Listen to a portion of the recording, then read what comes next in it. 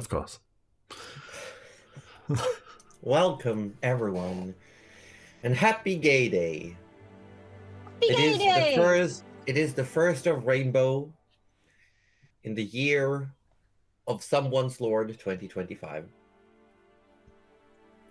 I hope you're all having a great time. This wonderful Sunday. The sun is shining, the sky is clear, and when I went to bed, dawn was beginning. Because I live in Sweden. Oh. But my good friends, they do not live in Sweden. It's true. In fact, they all live in Australia. But that doesn't matter because this is still Happy Gay Month, even in Australia. And I am, as always, Josie Poser, the Dungeon Mistress of this campaign, the Quintessence, a Sammantis Chronicle, and I'm joined by most of my friends, but definitely not all of them, because that would be a very hard game to run. There would be so many people, I would be overwhelmed and stressed, and everyone would get about an equivalent of 5 seconds of screen time. I'd cry. But that would be the only thing you could do in the game. Yeah. Yeah. I would cry. Yeah, you would. The thing is, I don't even know if you would actually get a chance to do it because you would be too anxious about interrupting someone, and there's too many people ahead of you. And by the time it gets to you, by the time it gets to your turn, there's been so many people that like the whole mood and scene has shifted, and you're like, it's gone now. And also, that was like 2 hours ago. I don't like that you know me. Don't perceive me ever again. And that's why Natural 30s is ending up right now. No, but these are my good friends. We have Roju from Participation Award. Hello, Roju. Hello. And who do you play today? Today, for a change, I'll be Forrest Barkley, Goliath Paladin. And a very good boy.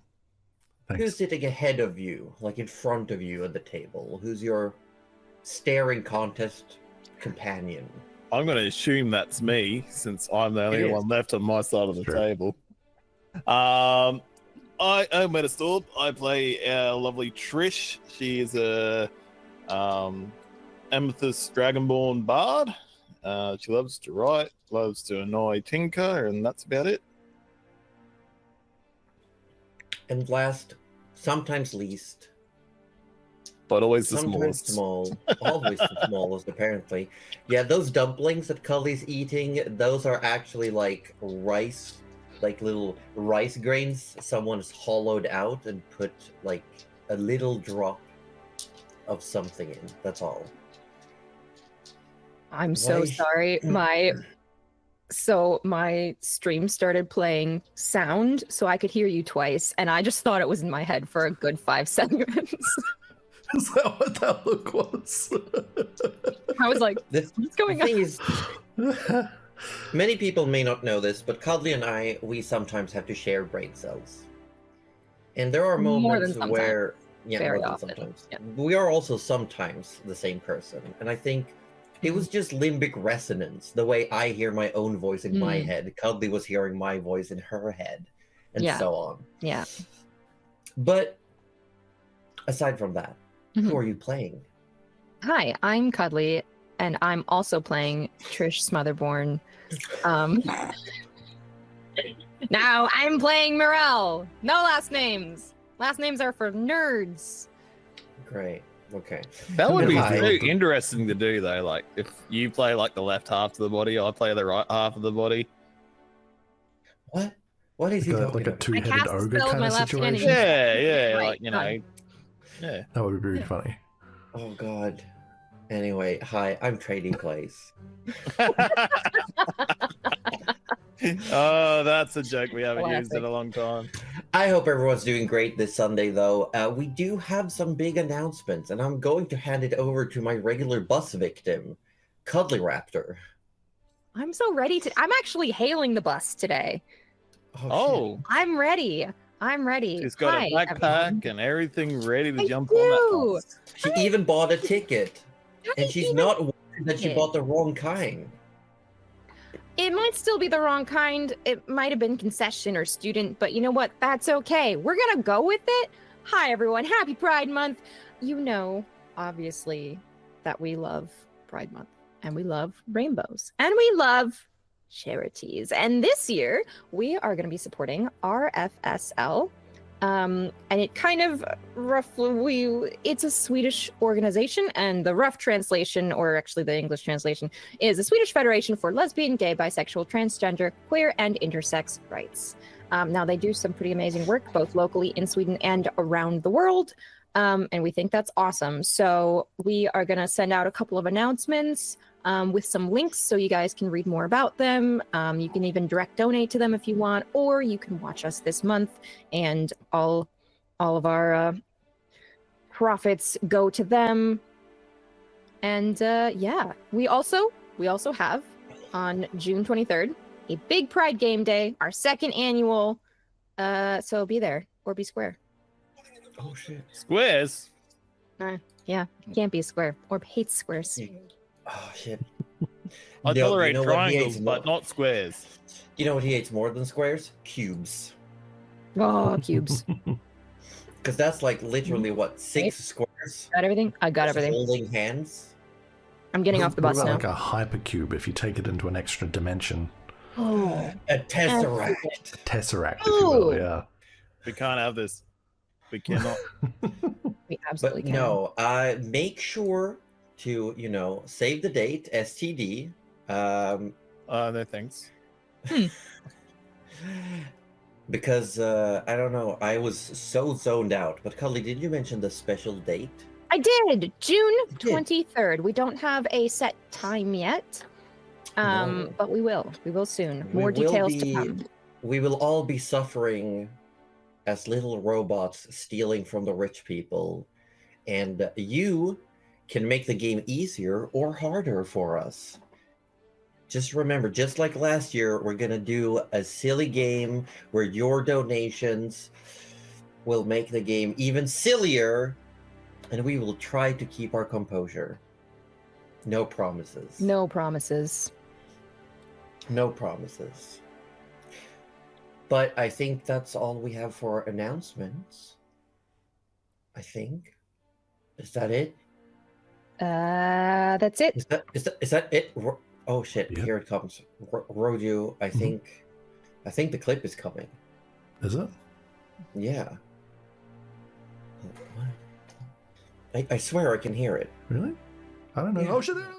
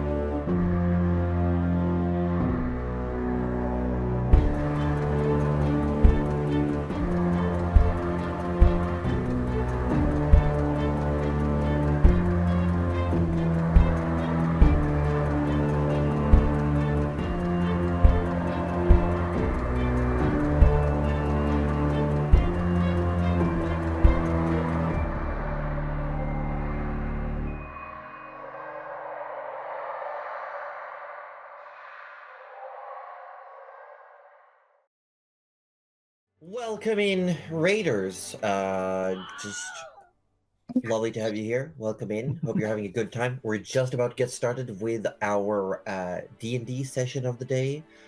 And feel free to enjoy. Thank you for choosing to raid us at the beginning of Happy Gay Day of Rainbow Month Pride Year.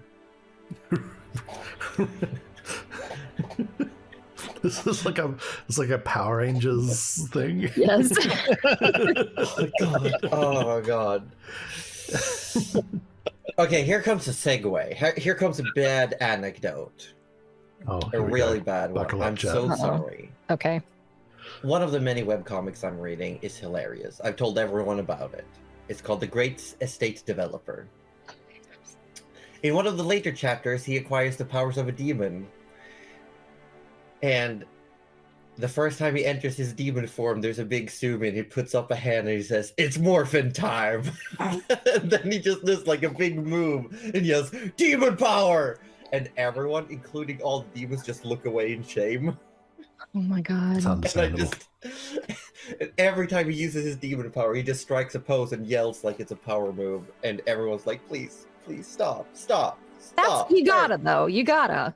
He's milking it for all it's worth, and I'm here for it. Oh, he does. He's so good. But D&D, everyone, raise your hands if you want to play D&D.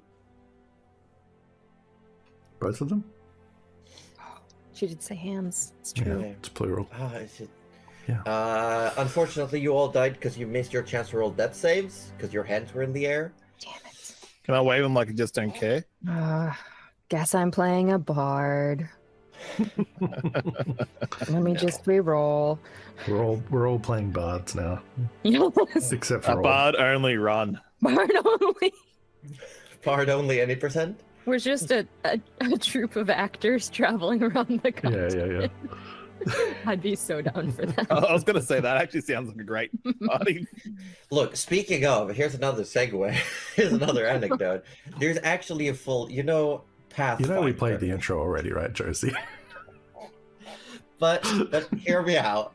There's a whole Pathfinder adventure that starts with everyone being part of a circus. Oh yeah. And then it develops into trying to fight a physically transmitted curse, but it only affects people you're related to. Yeah. Is it called the Alabama Curse? No, it's actually called the Extinction Curse. Oh. Anywho, last time on... I'm just gonna let them do them in one. They're not as quick on like that. Play the game now. I was trying. I was actually trying. Mm. But now the mood is gone. No, sorry, the moment is gone. No D&D. Oh. So Unless you really ask nicely. Please. I don't beg.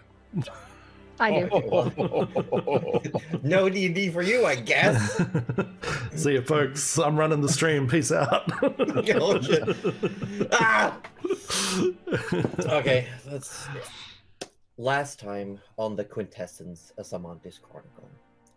The crew aboard Hold Eater had further conversations with Sam, also known as Six Gun Sam, a famous bounty hunter. More discussions were had about the profession of bounty hunting. There were some conversations had regarding Sam's past, but only a few questions were answered. There was also yet another measurement of firearms, and Sam won again. I feel like they should know by now. There was also a moment where Hold Eater relayed information to Mirel that at the bottom of the Amber Lake there was a seed exuding Leviathan energy, also known as Levite. And the water was, albeit very thinly, permeated by this energy. They had also tasted it in the fish they'd caught. They'd sensed it in the creatures living here. But the days wore on, and they kept traveling towards the destination of Logvar, where they were going to let Sam off. On the other side of the Amber Lands, Forrest and Vanya, with the company of one Ibisildaria, arrived in Campbell, a city of riches, games, and luxury, a tourist attraction for all intents and purposes, strewn with a pearl-covered beach and a strip lined with casinos, hotels, houses of pleasures and secrets, but all a facade hiding the true city hidden behind in the shadow of wealth. Riding on Forrest's friend Patatino, they lumbered forward. Forrest did try to seek room inside a very luxurious-looking settlement, but Vanya told him that they probably shouldn't, because then they wouldn't have any money left for the pirates. And Forrest needs to find the pirates. Lo and behold, later the same afternoon, Forrest found not only pirates, but potentially the very pirates that he had been looking for. While munching on street meat, having found somewhere to stable Patatino. Look, I guess I'm just telling it as it is.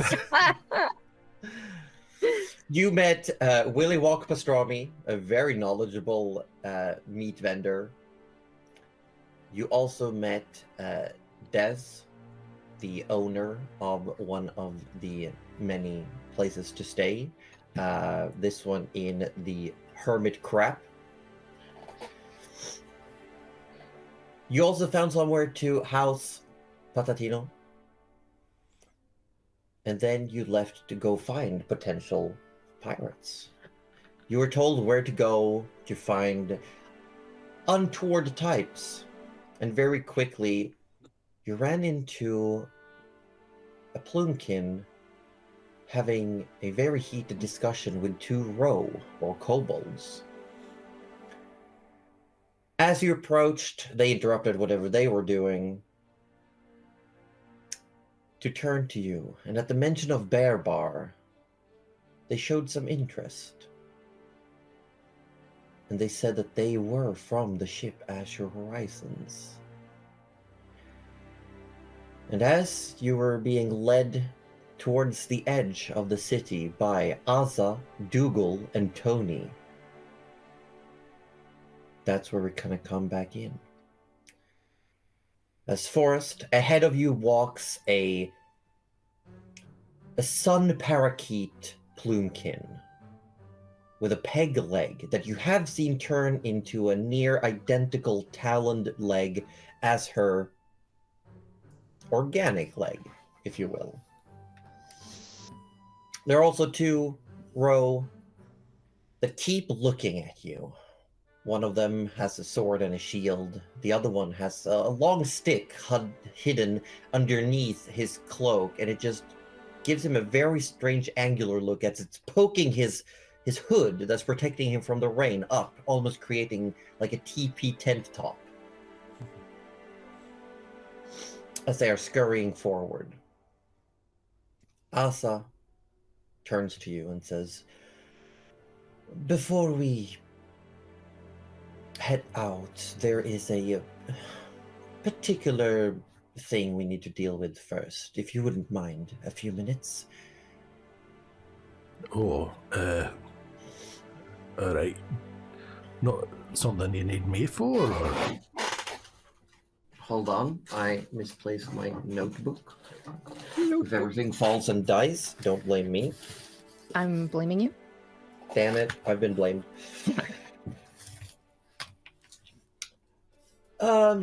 No. We don't need you per se there, but it's fine if you tag along.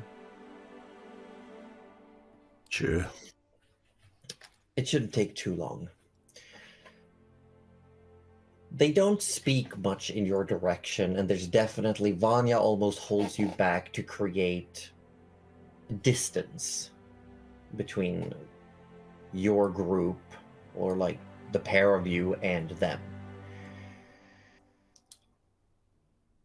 And she says, "Forrest, just be aware that they might be lying, and they might be leading us into a trap." Well, I'm not saying they are, but they could be, so just I be don't ready. think that would rightly make any difference right now. How so? Well, it's kind of my only lead right now, so... All right. Okay.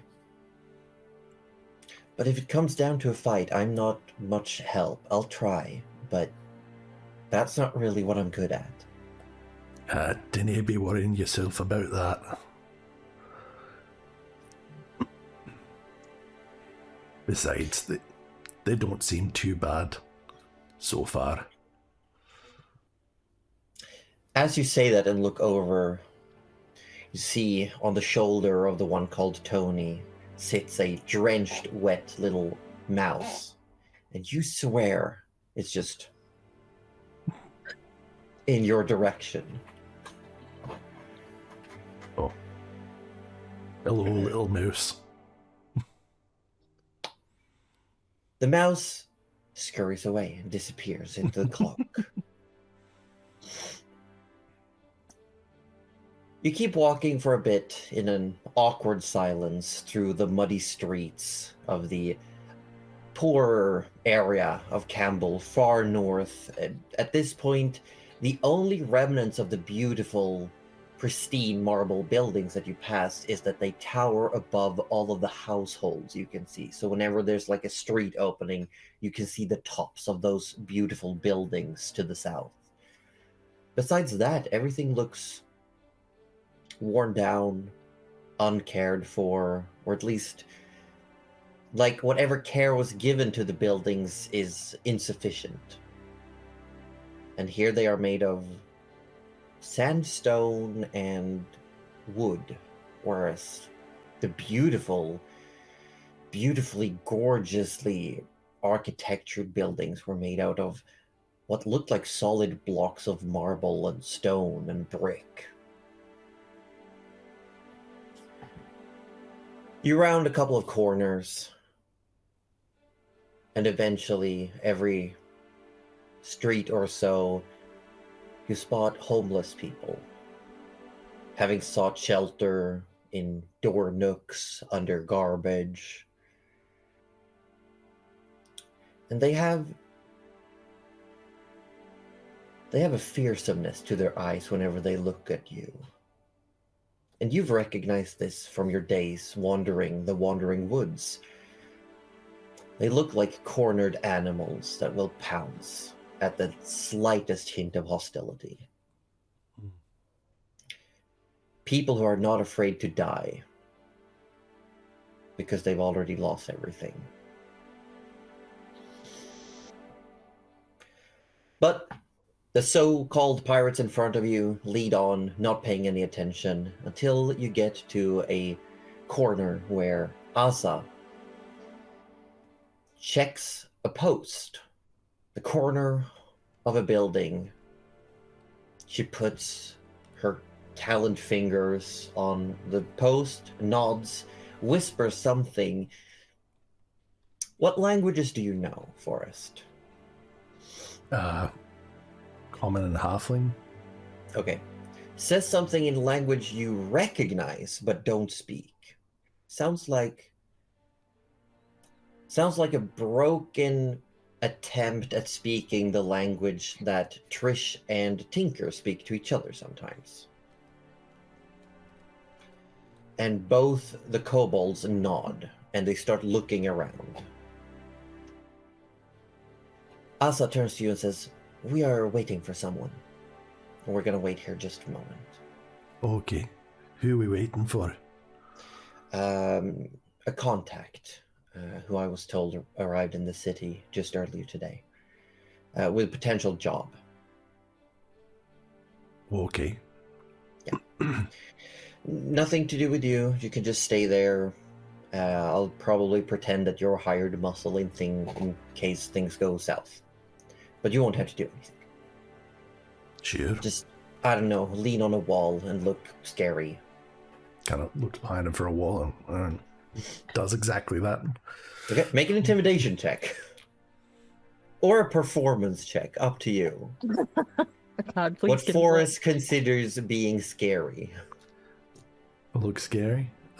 Yeah. I'm gonna roll intimidation, but I'm going to opt to do it with disadvantage because he's not. Sure. There's no one there that he's actually trying to intimidate. It's just it is performative, but I would. Yeah. You know. No, I love it. Oh, one of those was a nat 20. 16 still. Still a pretty good roll with disadvantage. So you stand there, and I don't know, what does he do? Cross his arms, furrow his brow, and just... No, make an it's effort? sort of like... I suspect it's still that high because he's very used to, you know, he's worked as a guard for Yes. most of his life. So he kind of posts up there, like with, and it's got that sort of feigned look of being relaxed, where like surface level is relaxed, but if you pay any actual attention to them, you can see that they're very alert. But like it's only a habitual level that he's sort of like accessed rather than actually wanting to be particularly intense about it. Yeah, and also... But he's still a big guy, and it's still pretty intimidating regardless. Yeah, and I think He's well people who practiced. don't know... Yeah, people who don't know him as well, his large build and his piercing ice blue eyes are probably quite intimidating regardless. Yeah. Vanya will just stand next to you without really doing much of anything. She probably pulls her the hood of her cloak down to hide part of her face. Rather than looking intimidating, she's trying to look ominous or mysterious. You wait for a couple of minutes. You do see that the two kobolds have also spread out and they're not far away. It's very clear to anyone looking that all of you are in the same group, but they've taken up vantage points. Whereas Asa stands as more of a central figure. And then Asa's body language shuffles like a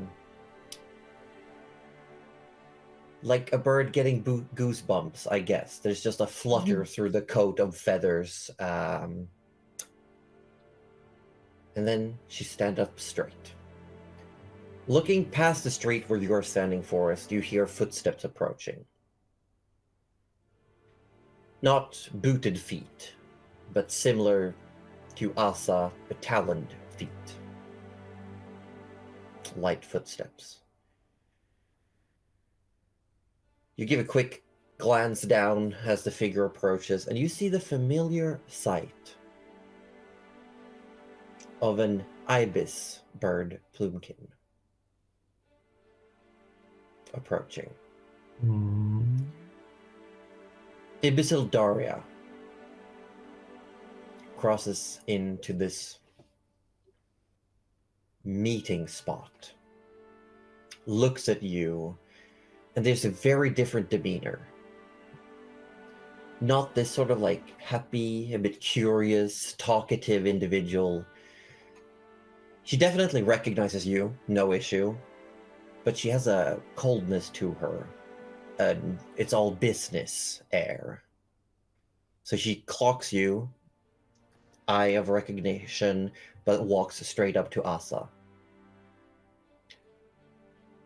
They nod to each other, and Ibysil says, "So, you're the representative of the Azure Horizons, I presume?" Asa responds, yes, claiming to be Asa, navigator of the Azure Horizons, and shows what looks like a scrap piece of cloth. What is your passive perception? Passive perception is 14. 14. Yeah, you catch that it's worn, but at one point it would have been a very bright blue color, but it's wet, it's got mud stains, and it would have had the icon of the top half of a very golden sun, with probably even some gold threads woven into it, but they've been worn down, and it's just old. But with your background in crafts, you can assume it was beautiful at one point. And Ibysil continues. And at this point, Vanya, while they're talking, will whisper to you, Forrest, and say, be extra attentive. You might get that chance. And he kind of like side-eyes her and sort of cocks an eyebrow and pays a bit more attention to what's going on. They are talking in low tones, and every now and then, having recognized each other as Cardinal Plumkin, they seem to censor what they're speaking through the language of their home. You are free to make a perception check if you want to try and pick up what they're talking about. I think I would. 15? 15's pretty good. It's not bad. Yeah, you catch... There's a moment where they speak a bit louder, where Asa says, stop beating around the bush. Just tell me what you're here for. And Ibisil says,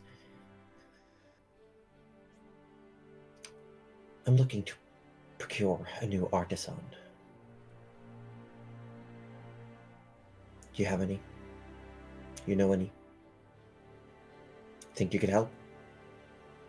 And you see that Ibisil opens the cloak and shows something that you can't quite see. It's blocked from your vantage point. But from Asa's eyes, you can tell that it's something important or expensive, something that Asa is interested in. But Asa then says, we don't deal in trafficking. You can look elsewhere. Don't contact us again.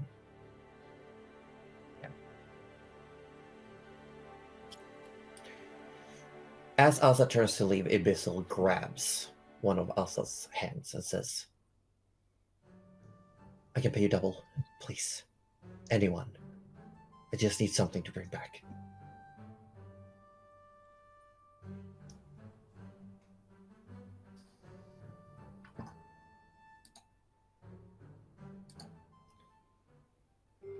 Asa looks at Ibisil and says, I know what happened to the last person you procured. We're not interested.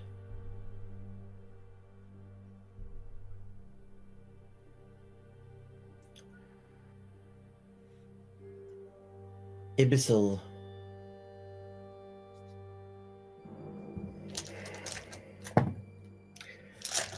says, I don't expect another halfling of that repute.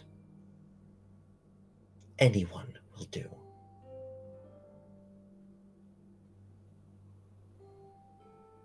And Vanya will, poke you with an elbow, Forrest. Mm.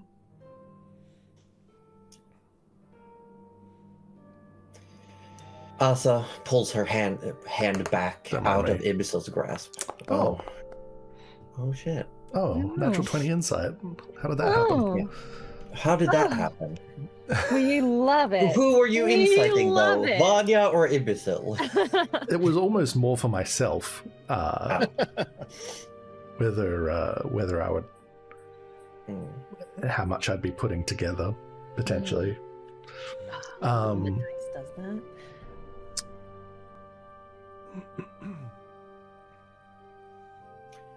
But sorry, what were they about to say, or what were they saying? Asa pulled her hand back out of Ibisil's grasp, and Ibisil then retorts with, triple. I'll pay triple. I've heard you've got someone on your ship. I can make sure they come back safe this time.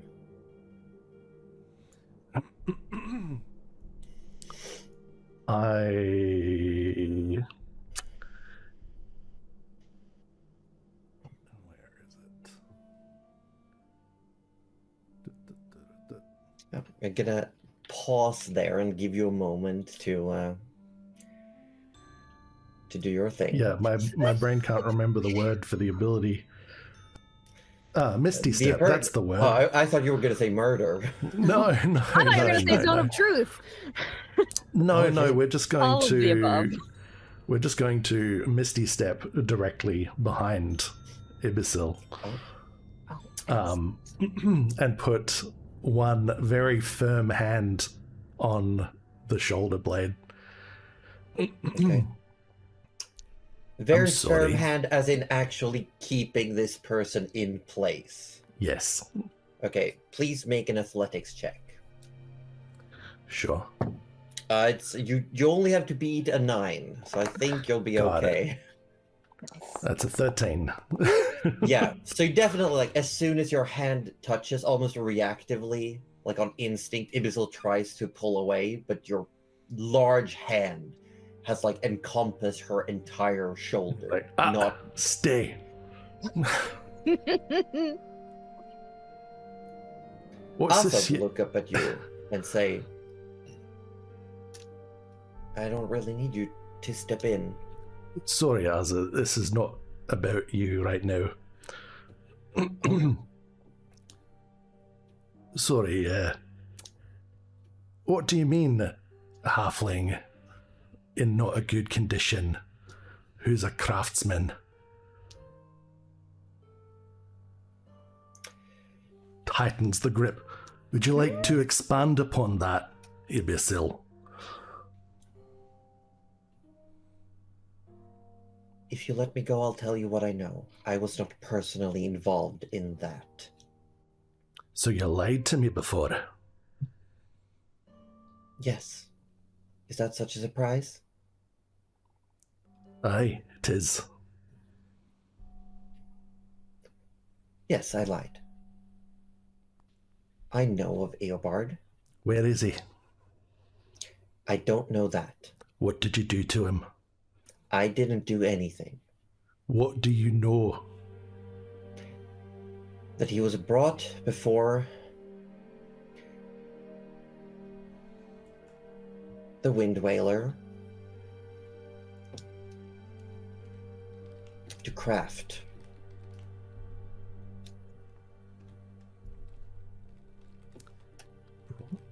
For the Wind Wailer? Okay. You can make a culture check if you want. See if I've ever heard that word before. Yes. Sure. What would culture be for me in this case? It's religion. It's just religion. you Something, use it's the probably religion something with a stats. +0, whatever it is. There we go. Whatever it is. Yeah, I've never heard it in my life. not that I can no. recall. Yeah. No. You might have heard it, but it would have been a long time ago. Also, your brain is probably focused elsewhere for the current moment. So, what do you have to do with it then? Me, personally, nothing. It's the truth that I know of Eobard. And he's going to tighten the grip a little bit. I'd like you to stop lying to me. I'm not lying. I'm going to cast Zone of Truth. Yes! Okay. you What go. components does it have? Components? Yeah. Where is it? Oh, verbal semantic. There it is. Okay, yeah. You cast a spell.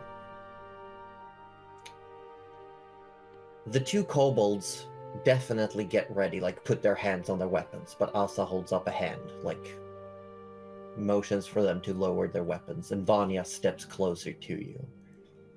Vanya will opt to fail. What is the spell save DC?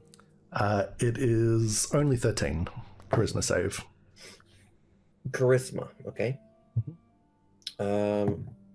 Yeah. You're aware of who fails, correct? Or who yes, succeeds? I'm one of those? aware of whether the creatures are in the zone have succeeded or failed. What is your passive insight? Passive insight 14. Okay. You know that everyone within the area, because it's big, but it's not enormous. It's a 15-foot radius sphere. Yeah, okay. I will say the kobolds are outside. They're just slightly too far away. You can tell that Vanya opts to let the magic happen. Asa is affected, but starts backing away. like not in a mean-spirited way. She's just almost like she's aware of what's happening. She's backing until she's outside of the radius. As if Not you- exactly, but with margin, like she's aware of what this is. As it. I'm afraid I'm going to have to ask you to stay put just for now. Make a persuasion check.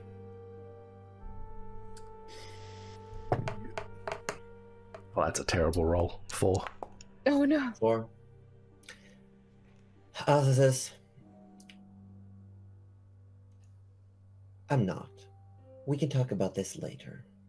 This is between you and her. I'm not going anywhere, but I'm not going to make a slip up.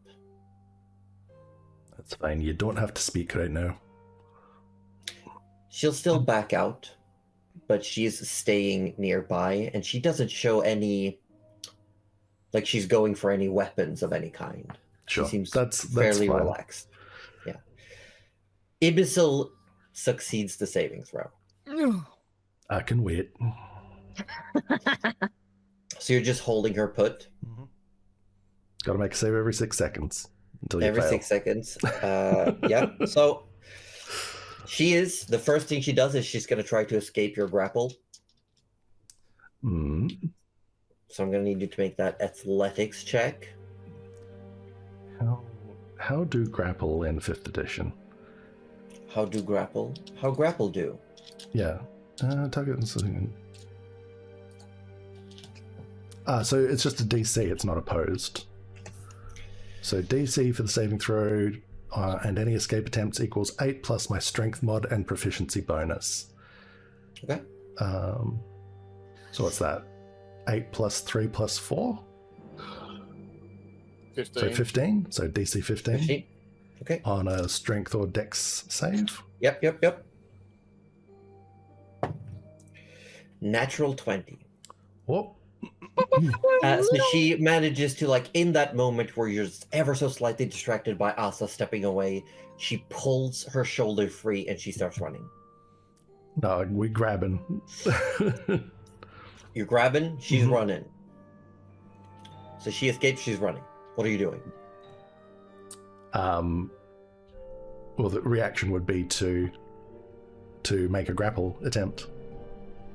Do you have a reaction for grapple? Because now we're in a pseudo chase scene. Yeah. Well, grapple is an action you can take in combat. So Yes. But this would be a reaction. Because she's currently has done the equivalent of action to escape, and she's using her speed to dash away. mm-mm.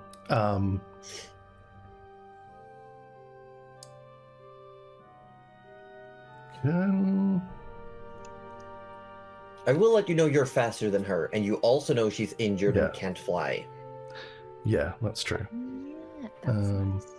Yeah, I suppose opportunity attacks have to be actual attacks, and I'm not necessarily trying Yeah, to I attack think her. there's also specials, like if you have the grapple feat, it's harder to break out and things like that. Yeah. And weirdly, I get advantage on ending grapples, but not starting them, which seems bizarre for a powerful build thing. But anyway, yeah. But I mean, we're going after them, and we're going to catch them again. So she's dashing down the street. You're going after her. Another, just because I don't know, does Zone of Truth follow you, or is it a set area?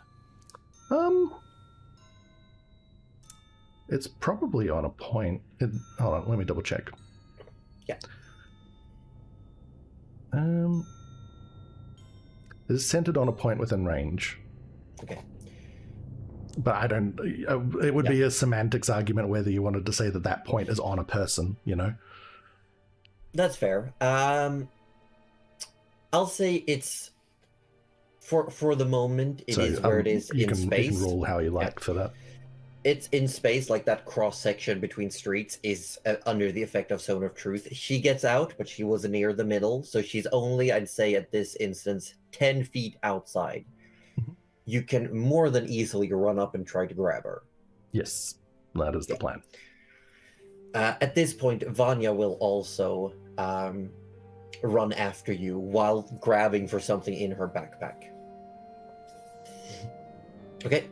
But to do said grapple, Mhm. do you have to roll something?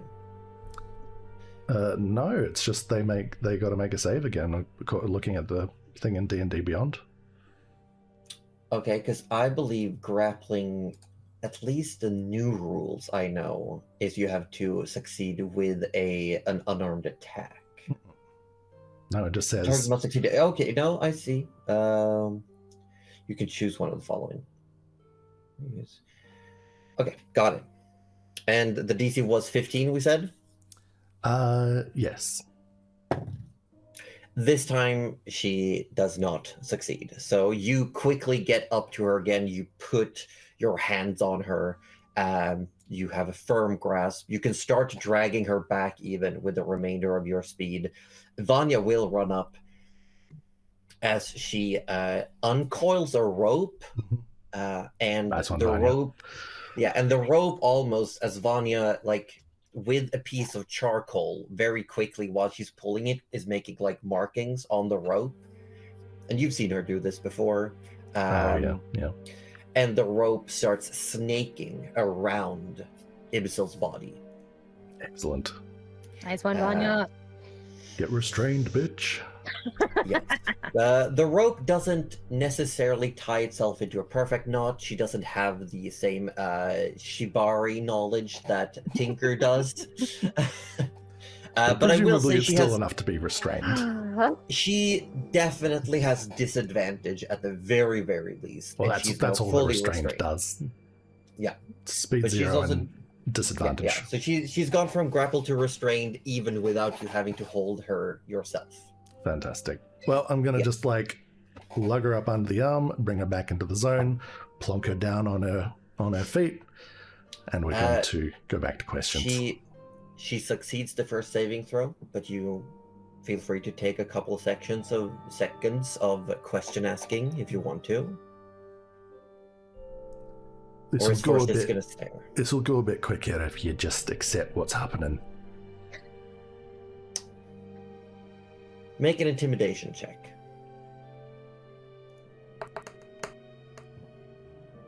Got these low rolls, 11. But you got the insight. With the current circumstances, 11 will be enough. The circumstances has lowered the DC. And you feel that for Forrest, it's not so much like the awareness or knowledge of magic. You just get that instinctive sense that she'll speak truthfully. She'll tell the truth now, yeah. Yeah, she'll tell the truth. Alright, Imbecile. Tell me what you know about Earbad being taken.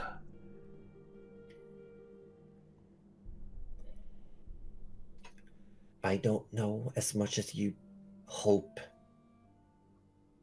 He was taken. He was procured for the Wind Wailer. What does procured mean? Acquired. That he was gotten. They took him. Hey, they took him, all right. She looks at you like she's trying to figure something out. I wasn't part of it. I was off elsewhere. I just know that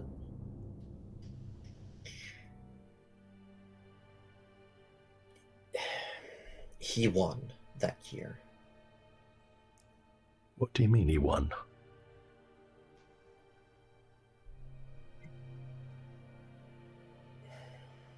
And she's like fighting, like she starts to speak and then she stops herself. Like she's definitely trying to figure out the bounds of whatever effect she's under.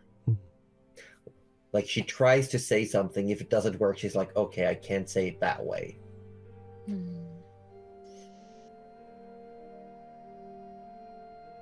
Some of us have to present procured artisans, and the best one wins. What do they win? The privilege of using Her Majesty as their muse. I didn't quite catch that. The privilege of using Her Majesty as their muse.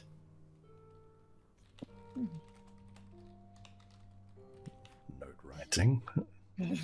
Oh, concerned note writing? Concerned note writing.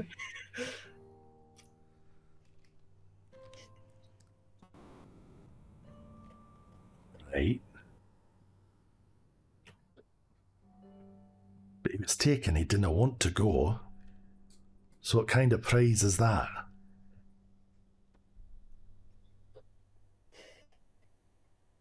It's hard to explain. It's an Make it honor. easy, It's a then. great honor. It's a great honor. For who? Everyone. The procurer, the procured, the Wind Wailer herself. Everyone wins. Not everyone understands. And what do you win? Me? I didn't win anything. So what do you have to do with it? I told you I was not involved with Eobard. Then how do you know about him? Because I'm a procurer. So you were the one that said he needed to be procured, as you say? No, there's many of us. There's many of us who procure. It's like a competition. The one who brings the most skilled artisan wins, and the artisan is also then considered a prize and a winner. So you're saying someone else like you did this procuring of, as you Yes. put it, of Eobard? Yes. Who are they and where are they? I don't know where they might be this moment. It's been quite a while since I left home. And Josie has to dig in the notes to find the actual name, because I've prepared a lot, but not that specific point. Excellent. Yep. Let's see.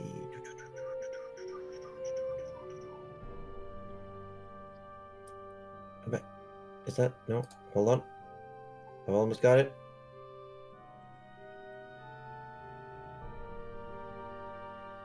Where did I put it? Okay, I can't find my actual notes about the name of the character. But I will let you know the reference to it, and if I find it, I'll let you know.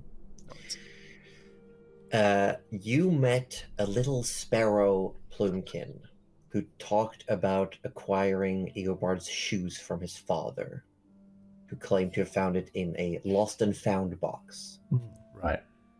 who was named basically Junior, and the father, the plumekin with the same name, is the name that Ibisil Rocco. gives you. Right. It was Rocco, that was the one. Thank you. Yep. I'm just gonna note. I was like, I'm looking back. It's Rocco, 'Cause I was son like- of Rocco is what I had written. Yeah. Yeah. I knew they had that type of name. I was like, okay, no, I can't find the name, but I have the reference.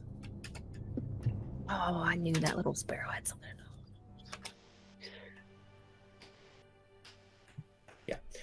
So Ibisil will tell you that Rocco was involved in the procurement of Eobard.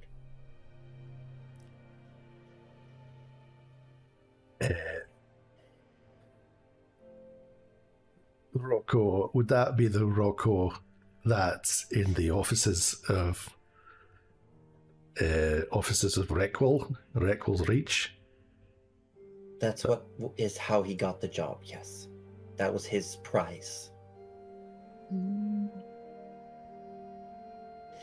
Right, and you reckon Gets he's to live the lap of luxury, working for the Wind Wailer herself.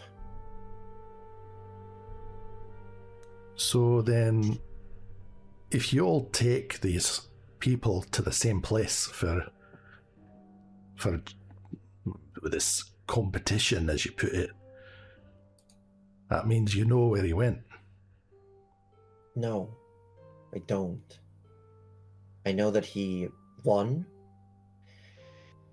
He completed his assignment and he left. I don't know where he is. I don't know where he went. What do you mean he left? So what, he's free now? As far as I'm aware, yes.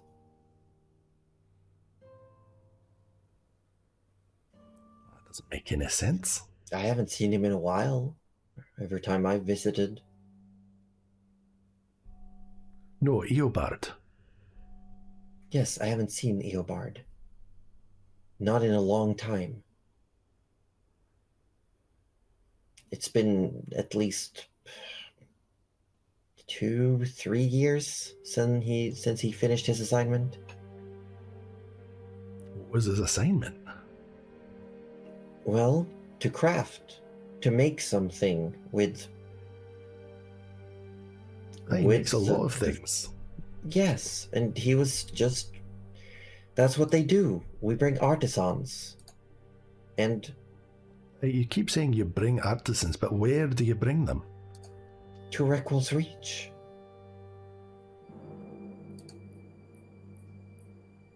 Right. So what? So is this Wind Whaler at Reckwell's Reach? It is Reckwell. Wind Whaler, the lustrous lady. I'm sorry, but I'm just a simple folk. You might have to tell me more about that. I don't know who that is. Reckwell. No, the Wind Waker. The Wind. It Wind is Whaler. Reckwell. It's one of her names. One of her many names, titles. Oh. One of these seasonal folk.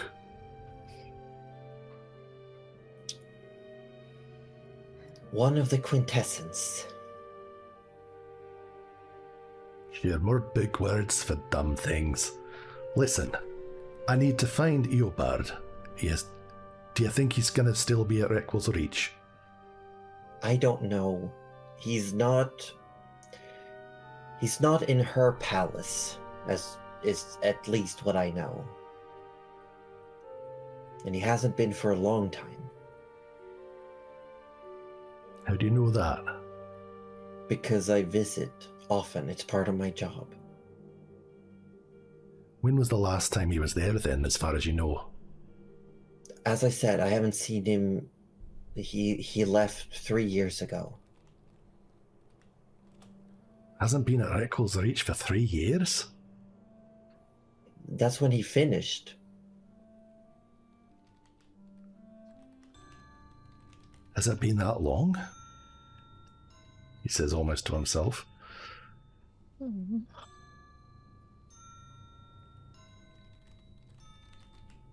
Are we done here? Is there anything else you can tell me at all that would help me find him? Not really. Yes or no?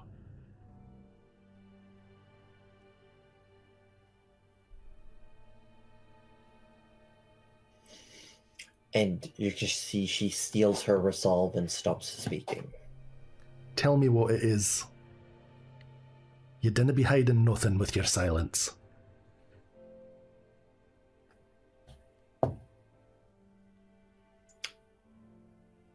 She looks down in shame and defeat, but she does not speak.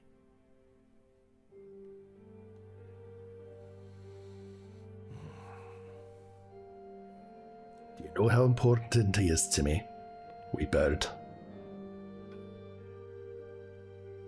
No. Look at me.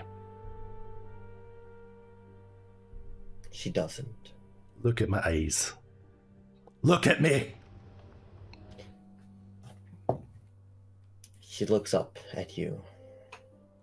And you see her long beak, her long angled beak, and she looks up at you, and there's like rage and like she's furious at you as well. Like you've done something horrible to her, but she looks at you.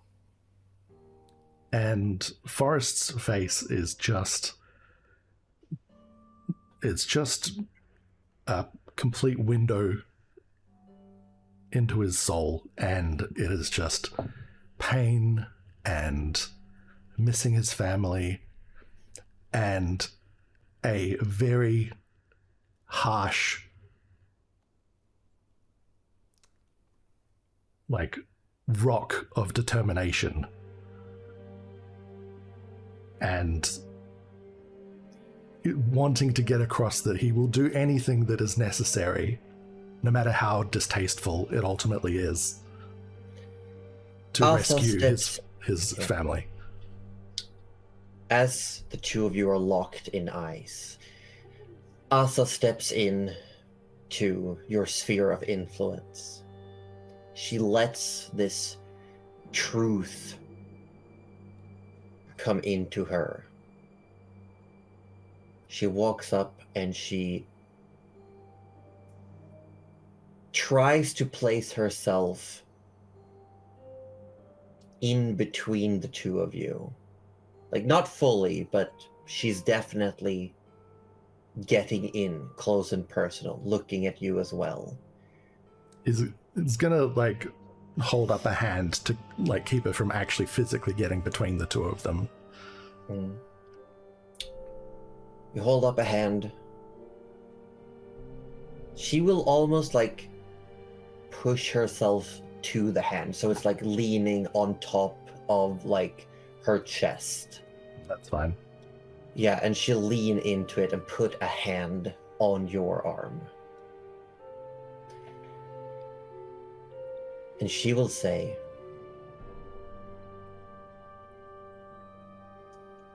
"None of them ever find their way home."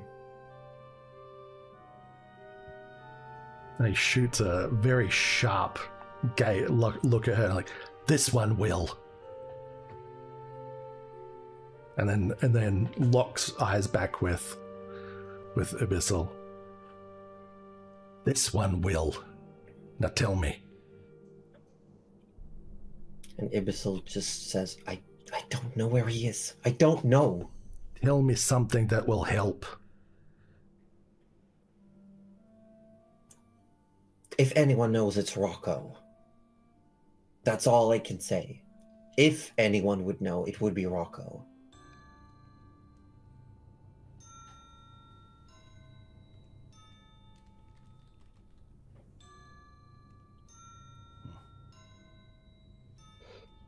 I wanna like, I'd like to make an insight check just to see if there's still any feelings of her holding something important back. Okay, make an insight check. 17, but I'd like to push on that as well. Okay.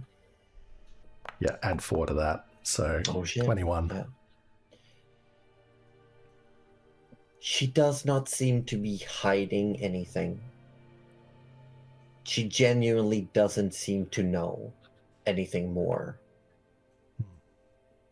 But you've seen the gaze in her eyes before in other people.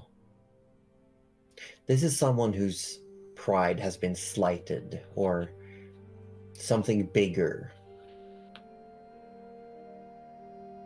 This is someone who won't forget what just transpired. Abyssal will remember this. Yeah, Abyssal will remember this. Alright.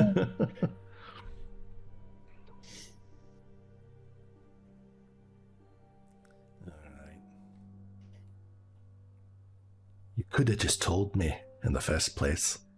Why hide everything? Because you might do something stupid.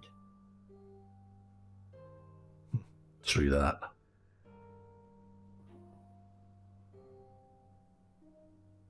This isn't exactly the way to make me be smarter about it now, is it? I don't care about you or your family.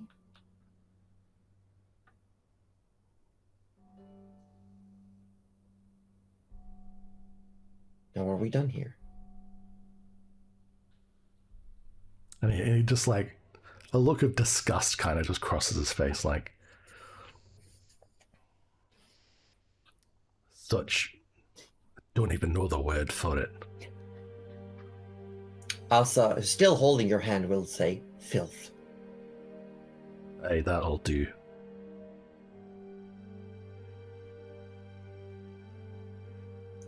What do we do with you now, then?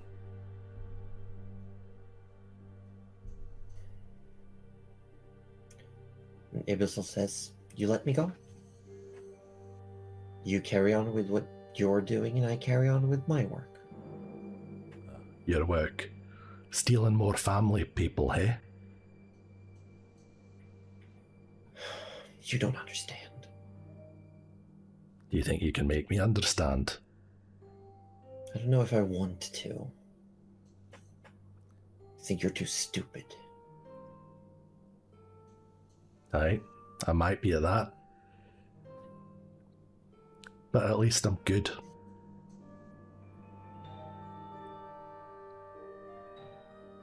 At least I look after folks.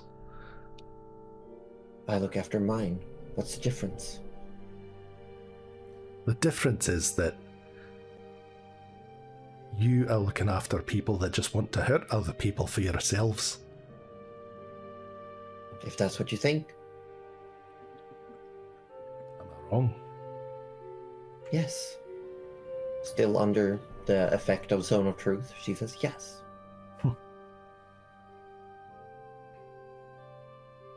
I think Eobard and whoever else you've stolen away would beg to differ.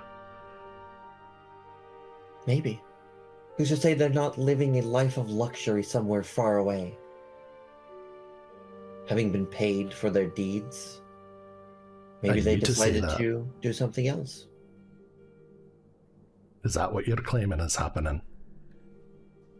I'm merely speculating. I hope for your sake that's the truth.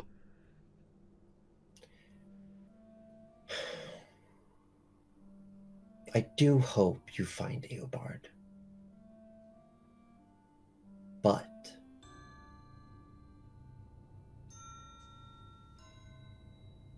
what about everyone else? What about everyone you hurt along the way?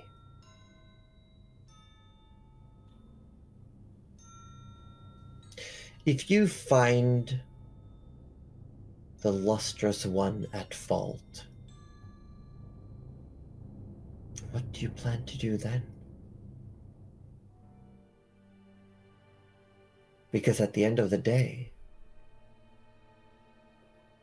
she's the one who demanded people to make beautiful things for her.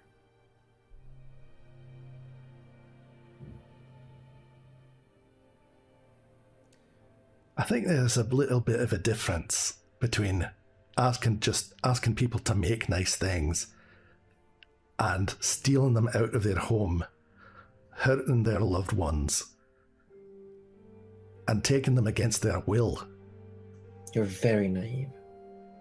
I might be naive, but again, at least I'm right. In your eyes. True, in my eyes. I might be only simple, but you know what? There's a lot more niceness in simplicity. Listen, I don't even know the words, do I? Listen to me. What do I know, right? Gah. If you can't even fathom something as simple as loyalty and love, I am loyal. And love. I'm doing this out of loyalty and love. But for my family. For my goddess. You do what you need, and I do what I need. Aye, but if the person's so good, why would they want you to hurt everyone else? That doesn't make a lick of sense. What about you? What You're about hurting me right now. I bet you've hurt plenty of people on this road. What makes you better than me? Now, I'm going to shut up. You can either do with me what you wish, or be on your way.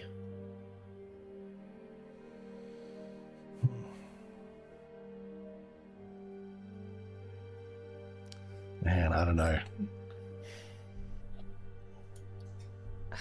I regret not being there. I could shock her so hard for you. Yeah, so that'd be great. Where's my personal taser when I need her? Yeah. And it would be a total accident, you know? Like, oh no, I got mad. Ugh. And it's just like, if her entire existence is just kidnapping people and forcing them to do shit that they never come back from. Like, that doesn't sit right.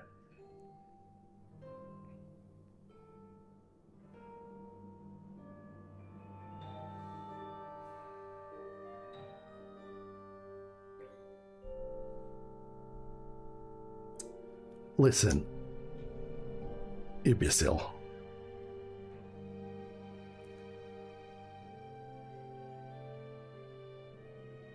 I'm in a bit of a pickle here. Maybe you can help me out. I didn't want to hurt you, because I didn't like to hurt things just for the sake of hurting them, unlike some. However, I also kind of stand the thought of you going out and tearing more families apart for no good reason other than what? You want to make shiny things for your person. Surely there are ways to do that without hurting people, but you choose to hurt people anyway.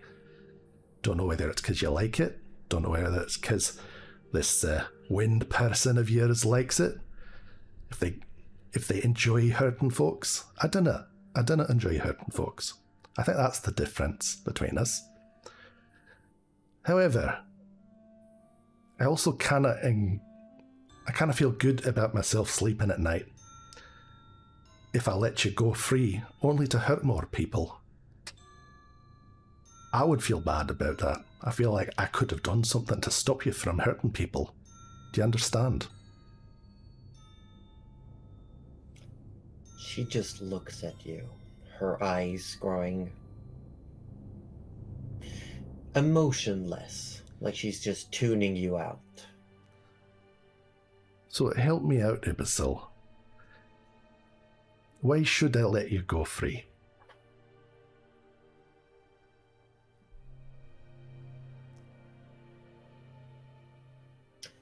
Asa will squeeze your arm, like still having a hand on it. Mm-hmm.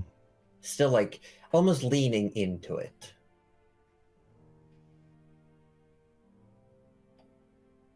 Asa will look at you and say, and almost like angle herself, like tweak her neck a little bit to try and catch your eye line.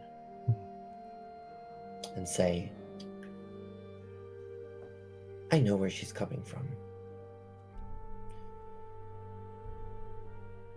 She's not a good person, but she most likely has her reasons for doing this. I can tell you more about what life is like on the Reach.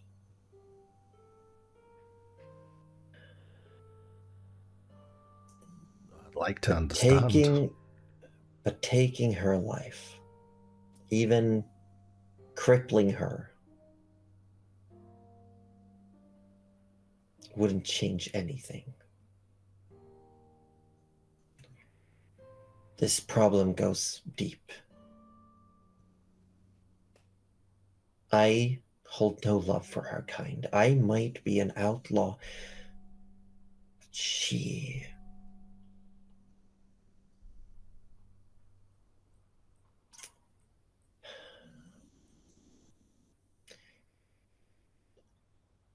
I ask you to just leave her be. She's not just going to hurt more folks just like me and Eobard. There are probably 100 people out there doing it. Right? This would be one less, wouldn't it?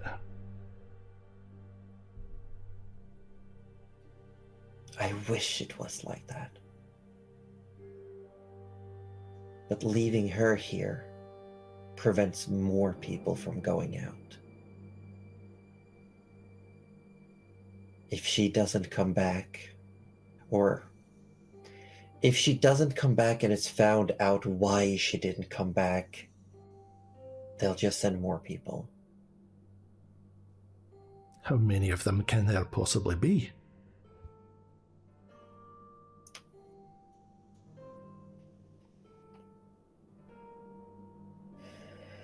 A lot.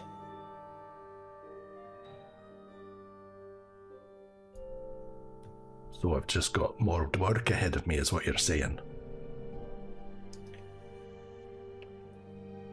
It's easier if I just explain it to you and you'll understand why it doesn't work like that. I'm just asking, we can talk, I'll tell you what I know. I'm just asking that we walk away from her. There will always be people like her.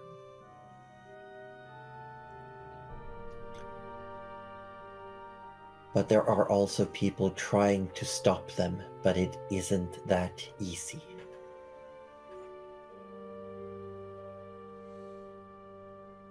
What we've already done is taken up her time. She's not going to find anyone before she has to report back.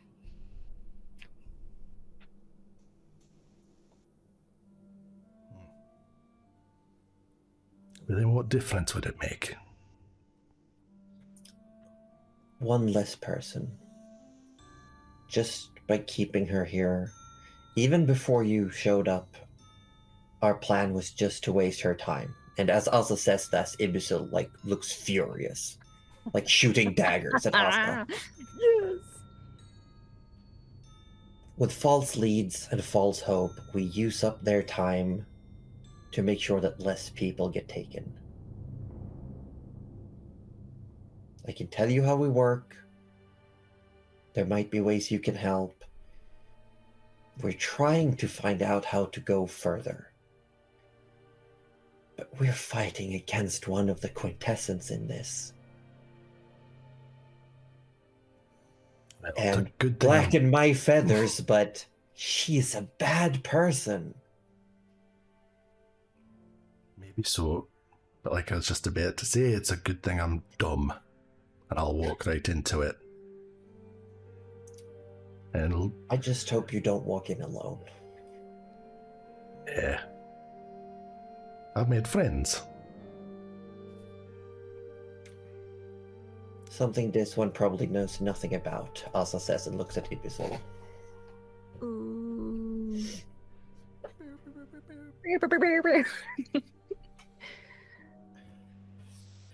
Standing there still in like the constant rain, all of you are drenched, there's mud on your boots. How long does Zone of Truth last? Like 10 minutes. So Okay, so it would have it'd probably passed. be done by now, yeah. Yeah.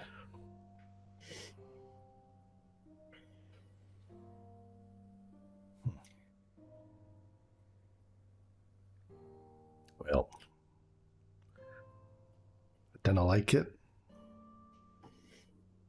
I guess I'm letting you go free today. As you say that, Vanya will like smudge a bit of the coal marking on the rope and it just falls limp. Like all the tension is just lost. And you can tell that Vanya, while she's coiling the rope back in, is definitely like pulling it, leaving like, oh, accidental rope burns to just happen. Oh no! Oops. As she like coils in the rope. And before you go, I hope you know next time you're about to hurt and tear a family apart, I hope you remember me. And I hope you think about how many more of me you're creating along the way. And how not all of them will have the same pity for you. Make an intimidation check. With advantage. With the Take the advantage. I'll take the first roll at a 21.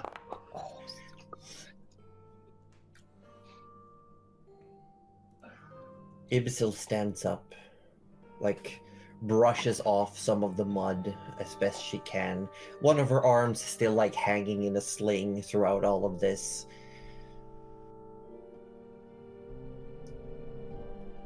And she just looks at all of you.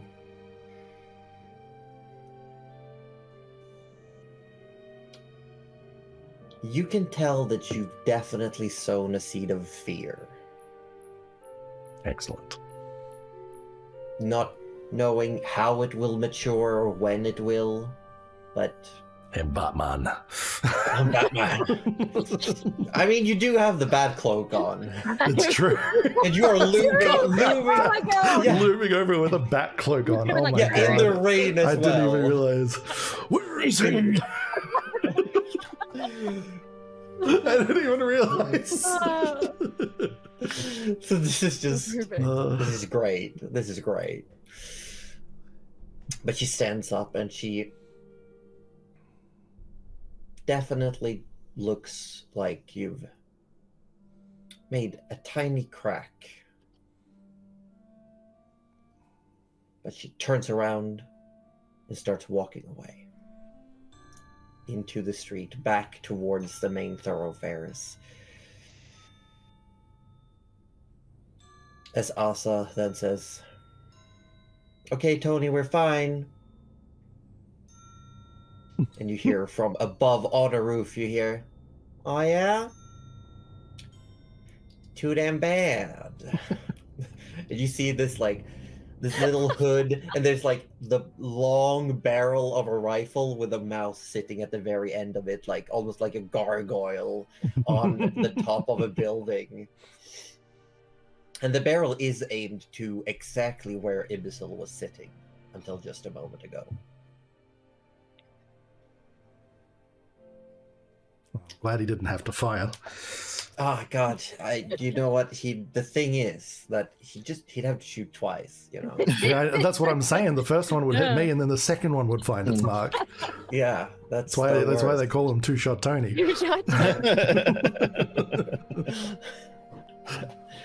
What if we had two guns? Oh, so, I think he same. could miss twice and then hit. Miss twice? I guess. Hit twice? Yeah. Oh. Oh, like one on each gun, you know? Well, no, one would just be each gun. designated the gun that misses, and the other one would be the gun that hits. Oh, but he would have to use the one first because it's just like a thing. Exactly, yeah. Yeah. Right. Tony climbs down from the building deftly, like it's practiced. Dougal comes up close. Vanya tucks her now soggy, muddy rope away. And Asa looks at you, Forrest, with compassion mixed with understanding, but also a little bit of pity, but not in a more like someone who wants to find a way to explain something, but they don't know how. And but she says, "We were just going to lead you a bit off out of the city and then ask some further questions if you really are who you say you are, but I think we can vouch for your connection to Eobard."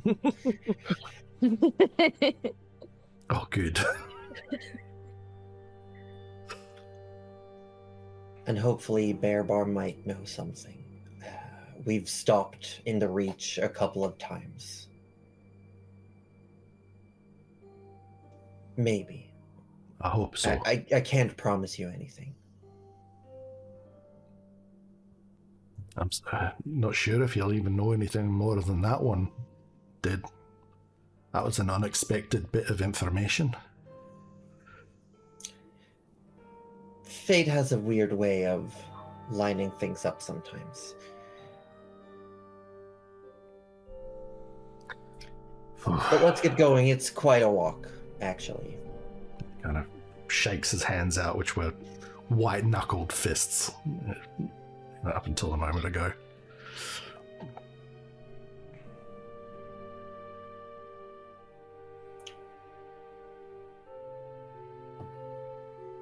Asa also exhales. There's definitely a tension leaving her body. Hard to tell what the tension was for. But she leaves you and Vanya through the streets, past farms. And there's a couple of hills with a large smattering of trees. And you swear as you're approaching, one of the trees is just a little bit taller than the others. And knowing trees and wood and sticks, you can tell that the branches and the leaves do not match the actual tree type. So there's a fake tree just sticking out like a sore thumb for you in the middle of all of these brown and yellow trees. Wait, and where are we right now? You've just walked, like, it takes about an hour or two outside of the city. Oh. Where there's just a couple of hills and some trees. And then are we heading towards this fake tree, or...? Yes. Okay. And as you're approaching, it looks more and more like someone has just nailed a bunch of fake branches to a ship's mast. Right. Well. And to you, it was pretty obvious something was afoot as soon as you saw it. No, a tree, not a foot. Yeah, no, it's actually a mast, not a foot. Ow. Oh, Coconuts. God. I'm sorry. But look at the time. We must take our break now. No! I ruined it for you. I mean, Sorry. time has just been sailing past with all the Whoa. intro. Oh. Yeah. God. I I want to guess we'll leave. apologize to Cuddly and Orby to just have to sit there, but there was no good I moment was so to, invested. go move Hey. on. Don't apologize. I was I'm so there. sorry. I don't mind sitting here and just listening and watching some days. It's really nice. This is his telenovela. Look, I'll be honest, I'm proud of you for being a good boy and letting her go, but Chat and we were chanting murder. Oh, yeah. I have not had Both chat inwardly open. and outwardly. Just- Look, we weren't chanting it, but the sentiment was there. Mhm. So, Mhm, mhm. Where Just so where you am I know. looking? Where am I looking? oh, you know, like a neck For the snap, you last know, just 20 like minutes. yeah, just us being visibly bristled towards this little bird person. Mhm, mhm, mhm. So I guess we're going to Birdfolk Land after this. Great, fantastic, Mhm. lovely, love it. I mean, there's been a couple of hints pointing that direction. Well, ever since you had the little guy in the rain, A little Rocco Jr. yeah, Rocco, Yeah. poor Rocco Jr. Rocco, son of Rocco. Rocco, son of Rocco. Rocco the second of his name.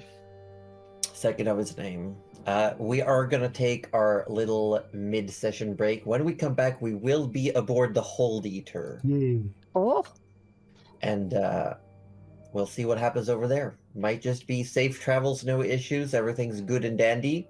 that's what I heard was gonna happen. Yeah, that's exactly what I heard. Yeah, also Yeah. apparently treasure. Like heaps of Treasure? treasure. Yeah. Hold Yeah, on, oh hold yeah, I on. we had were it just gonna on find some good stuff. authority that I like, mean, you can go find stuff. Chris can't swim that deep.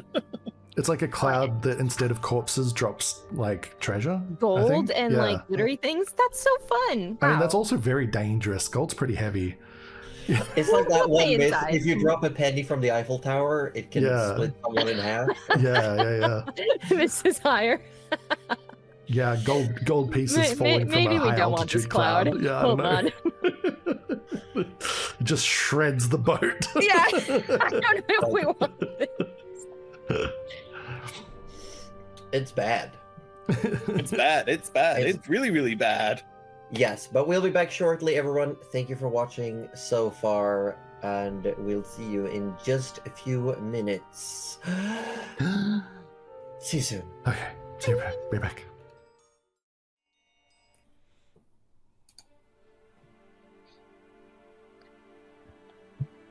Sorry, the thing's broken.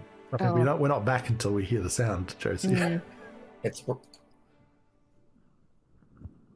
I guess that's it for tonight. All right, well, There. you didn't hear Wilhelm, so shit. It wasn't working. Welcome back, everyone. Oh! Oh, there you go. Yay, No, we're I did back. do it. I did click Oh, It did come through. Oh, there there it you is. go. There it is. there you go. You Now want we're again? back. Now we're back. Now we're back, baby. Ah, now I'm doubly there's back. actually. What are these sloshy sounds? Sorry, that's just me. But there's actually 2 separate buttons, so I could see if I can double Wilhelm. I think that was me throwing the bird body into a river. Oh, Nopers, you missed the first half. It was fine. Oh, Nothing it was happened. Absolutely nothing. We have all the tea on Not- bird people. Not that Varus is going into his villain arc or anything. No, we're fine. No, Everything's fine. He did some good stuff. Nothing important, I swear. No. Mm, No. Yep. God, yeah, no. Welcome back, everyone. I'm just resetting my conscience and my emotions for a bit. Like, no matter how sadistic I come through, I don't really enjoy playing evil characters at all. And this was a bad character, like, in many ways. Not a good person. And So what you're saying is I should have killed them. I'm You could have just held gonna on a little say longer to the injured wing. I'm just gonna say, regardless of what you did, actions have consequences. Mhm. So, like, I would still have rolled with whatever you would have chosen. Of course. But there may have been things. Yeah. Welcome back. We are the Natural 30s, and this is the second half of episode 45 of the Quintessence, a Sammantis Chronicle. I'm Josie Poser, the Dungeon Mistress. I'm joined by my good friends, and we have Roju from Participation Award, who plays Forrest Barkley, who just had a went through the ringer a strong bit. scene. Barking good Yeah, time. a barking good time, and he found a tree that wasn't a real tree. Barking up the right tree, as it were. Yeah. We also have the Wettest Orb playing Trish Smotherborn. G'day. And we've got Cuddly Raptor playing Mirel. No last name. Last names are for nerds. That is still her canonical last name, but it's not a last name because last names are for Last nerds. names are for nerds. Maybe it's my middle name. But also, yes, Dorngeep, happy Gay Day on Rainbow Month of Pride Year. That is now the canonical calendar. Yes. And with that, we will also mention once again that throughout the month of June, our proceeds will be donated to RFSL, which is a Swedish non-profit organization that works with LGBTQIA questions and education. And we're also doing a special stream on Cuddly, remind June me. 23rd. June 23rd. Just like last year, we're doing a full cast, Denny included, stream where we will be playing Oh Thank You. That money goes Oh, thank you. to charity. No, Dorngate, thank you for the bits. Darn. But how else can we donate to this charity? There are shout outs we've done on various socials. They do also have direct links if you want to donate directly to the charity as is. We will be setting up, I think, a Tiltify for the big stream so we can keep a certain amount of track. There will be milestones. There will be Twitch interactions where you can use bits and subs and things like that to affect the game when we'll be playing a full squad on Repo, stealing from the rich and giving to the gay. And we look forward to seeing you there. Last year, we did pretty dang good. We beat my expectations, and this year we're hoping to do at least similar. There may be some really absurd goals. Uh-oh. I won't give you any more details, Uh-oh. but there will be some absurd milestones. Gabe and Hood, yes. Yes. If we look, I'm just gonna say, if we hit 10 grand, I'm gonna buy myself a horse. There We you go. hit 10 grand, I will shave my beard. Oh, for 10 Okay. grand. He 10 did a grand. serious one. I think Ozzy said he was gonna shave his head for less than Oh. that. Oh I no. put more value on my beard. Wow. That's funny. that's fair. Well, I mean, at least it's valued more than Ozzy's beard. You know, Ozzy shaves the that for three free. strands of hair. He doesn't need to shave. He just plucks it. It's done. The poor man is sick and we're just railing on him. Look, if he was here, he could defend himself. It's true. It's all right. He True. can't. For him to grow it, he has to sit there and concentrate. For You like know 10 what they minutes. say? Kick when they're down. Isn't that how it goes? It's true. Kick him when they're down. But yeah, we gotta get back into D&D real soon. I just wanted to say again, for my own conscience, because this is just for me, for my own conscience. I'm just gonna let everyone know there will be really bad people in this world, and the Quintessence, the goddesses, are very much like they have their own agendas. They have their own things. That's fine. This is the Christian's got her case. own This is the what is it, the Look, if we're dichotomy already of killing a moon, what is one or two Hmm. goddesses along the way? hey. Supposedly, Yeah. one of them lives on the moon, so Yeah, that seems Well, fine. fucking, they've just brought it on Nah, themselves. nah. If you go into the Discord with Natural 30s, we decided it was a spaceship. Right. Yes. Look. So the Quintessence down 2 by the end. Halfback seemed okay. We haven't met the others, so we'll just see. Maybe only one more remain. it's true. It's true. There's a one where it's just things. It's just I'm as like a world builder. This is also me. I'm experiencing writing on a whole different level with this campaign, trying to make things interesting and gray Sony. So I'm really trying to play into the idea that an omnipotent god cannot be like omniscient and the other way around, or like they can't be all good if they know everything. The whole thing where like, and also the aspect of like, if they are deities, if they are higher beings, their motivations are beyond mortal understanding. I'm trying to play a little bit with those kind of concepts of just like, it's just a completely different perspective on how things work. But you know what? If we do fight one of the Quintessence, let's make it Reckwell, because flying is known to be very weak to electric. Oh shit. We You got know this, Trish guys. flies, right? Trish flies. Well, Here's the thing. If you take the moon and you crash it into Reckwell's Reach, oh, it's the new train. Okay. Or here's the other one. Reckwell's Reach is literally anchored to the ground. If you just snap those chains, they'll just float away like a helium Snap the balloon. chains, we send the moon this way, and they collide in midair. Fireworks, the end. The only thing you need that's missing from the equation is a train. We can get that. All right, I love it. But ready. to get there, we gotta play more D&D. So we're gonna hop back in. This time, we find ourselves on the Hold Eater, traveling through the Amber Lake, having passed the mountains that cover the top northern side of the lake. You're reaching clearer waters. Again, you approach the opening of a river.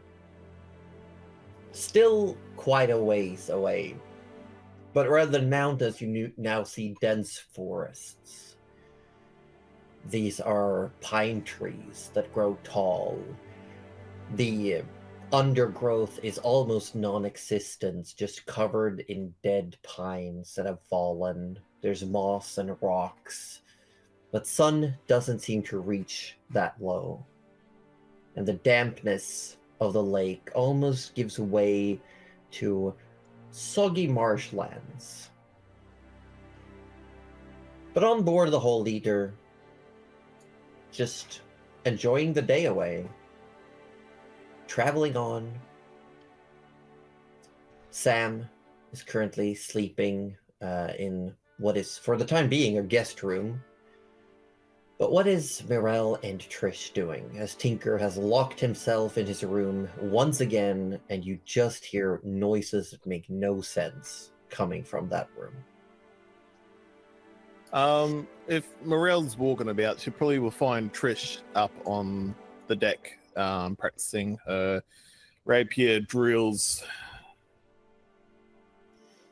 Oh, well, if you've she seen it a does, couple of she will times, yeah. watch a little bit, maybe. Yeah, she'll be like in the zone for a good 45 minutes before she would even realize you're watching. She's doing it for eyes closed and.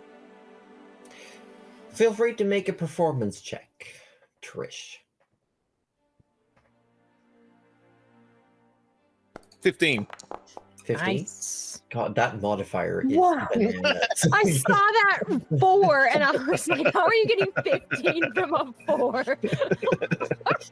Yeah, so it Cards looks are overpowered. like a beautiful dance with swift, solid movements, and Trish is definitely in the zone. Or if there's anything you want to add, any specifics, feel free. Her like final sort of move would be her rapier, just as she's moving closer to where Morel's probably watching. The rapier and the pointy end would stop probably just inches away from your face as she opens her eyes. Oh, hi. Hello. How long have you been watching for? Mirel kind of consults the sun and then just shrugs. A while. The sun shrugs back. Mm. The sun and Mirel flip off the moon. Mirel's son. Mirel's son? More secrets? The lore. The lore! What's happening today, Morel?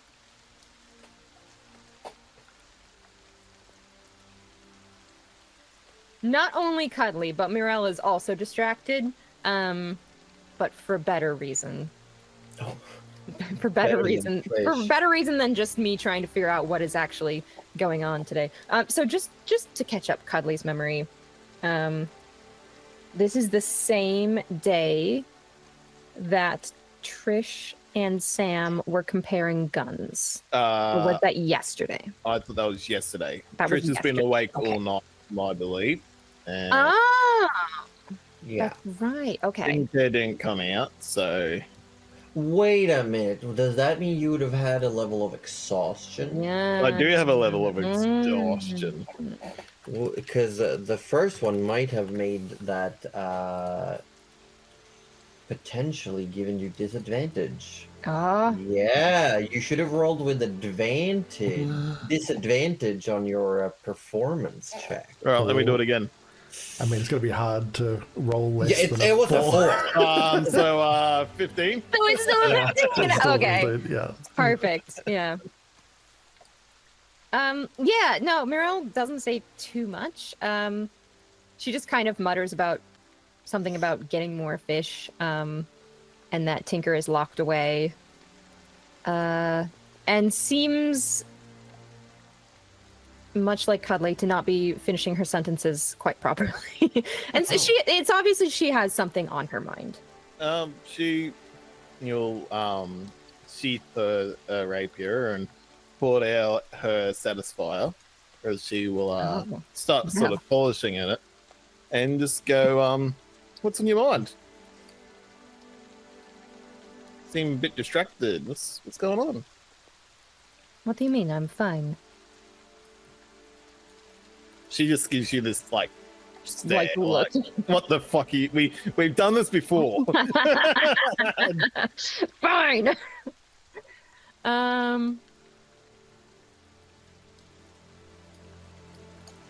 So she'll just say, I'm just thinking about the Moonstruck family. Oh. May have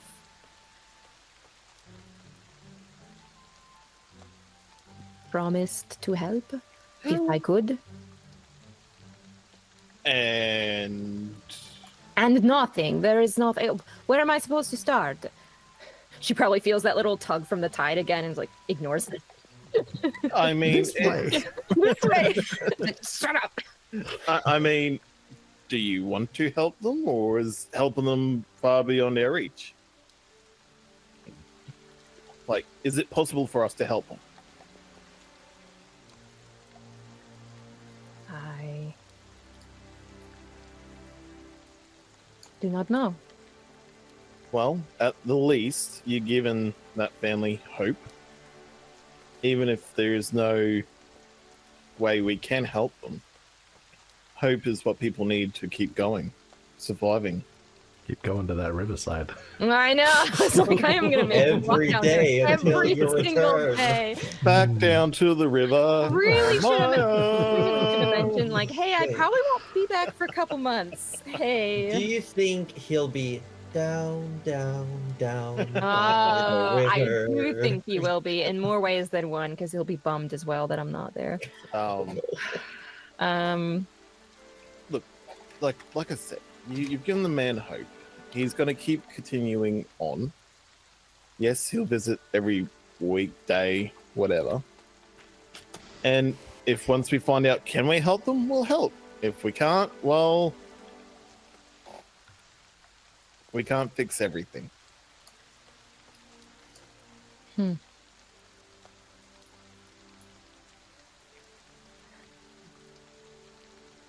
Well, I suppose you are right. And now I think I have this in my notes. No, I don't think I have this in my notes. No notes?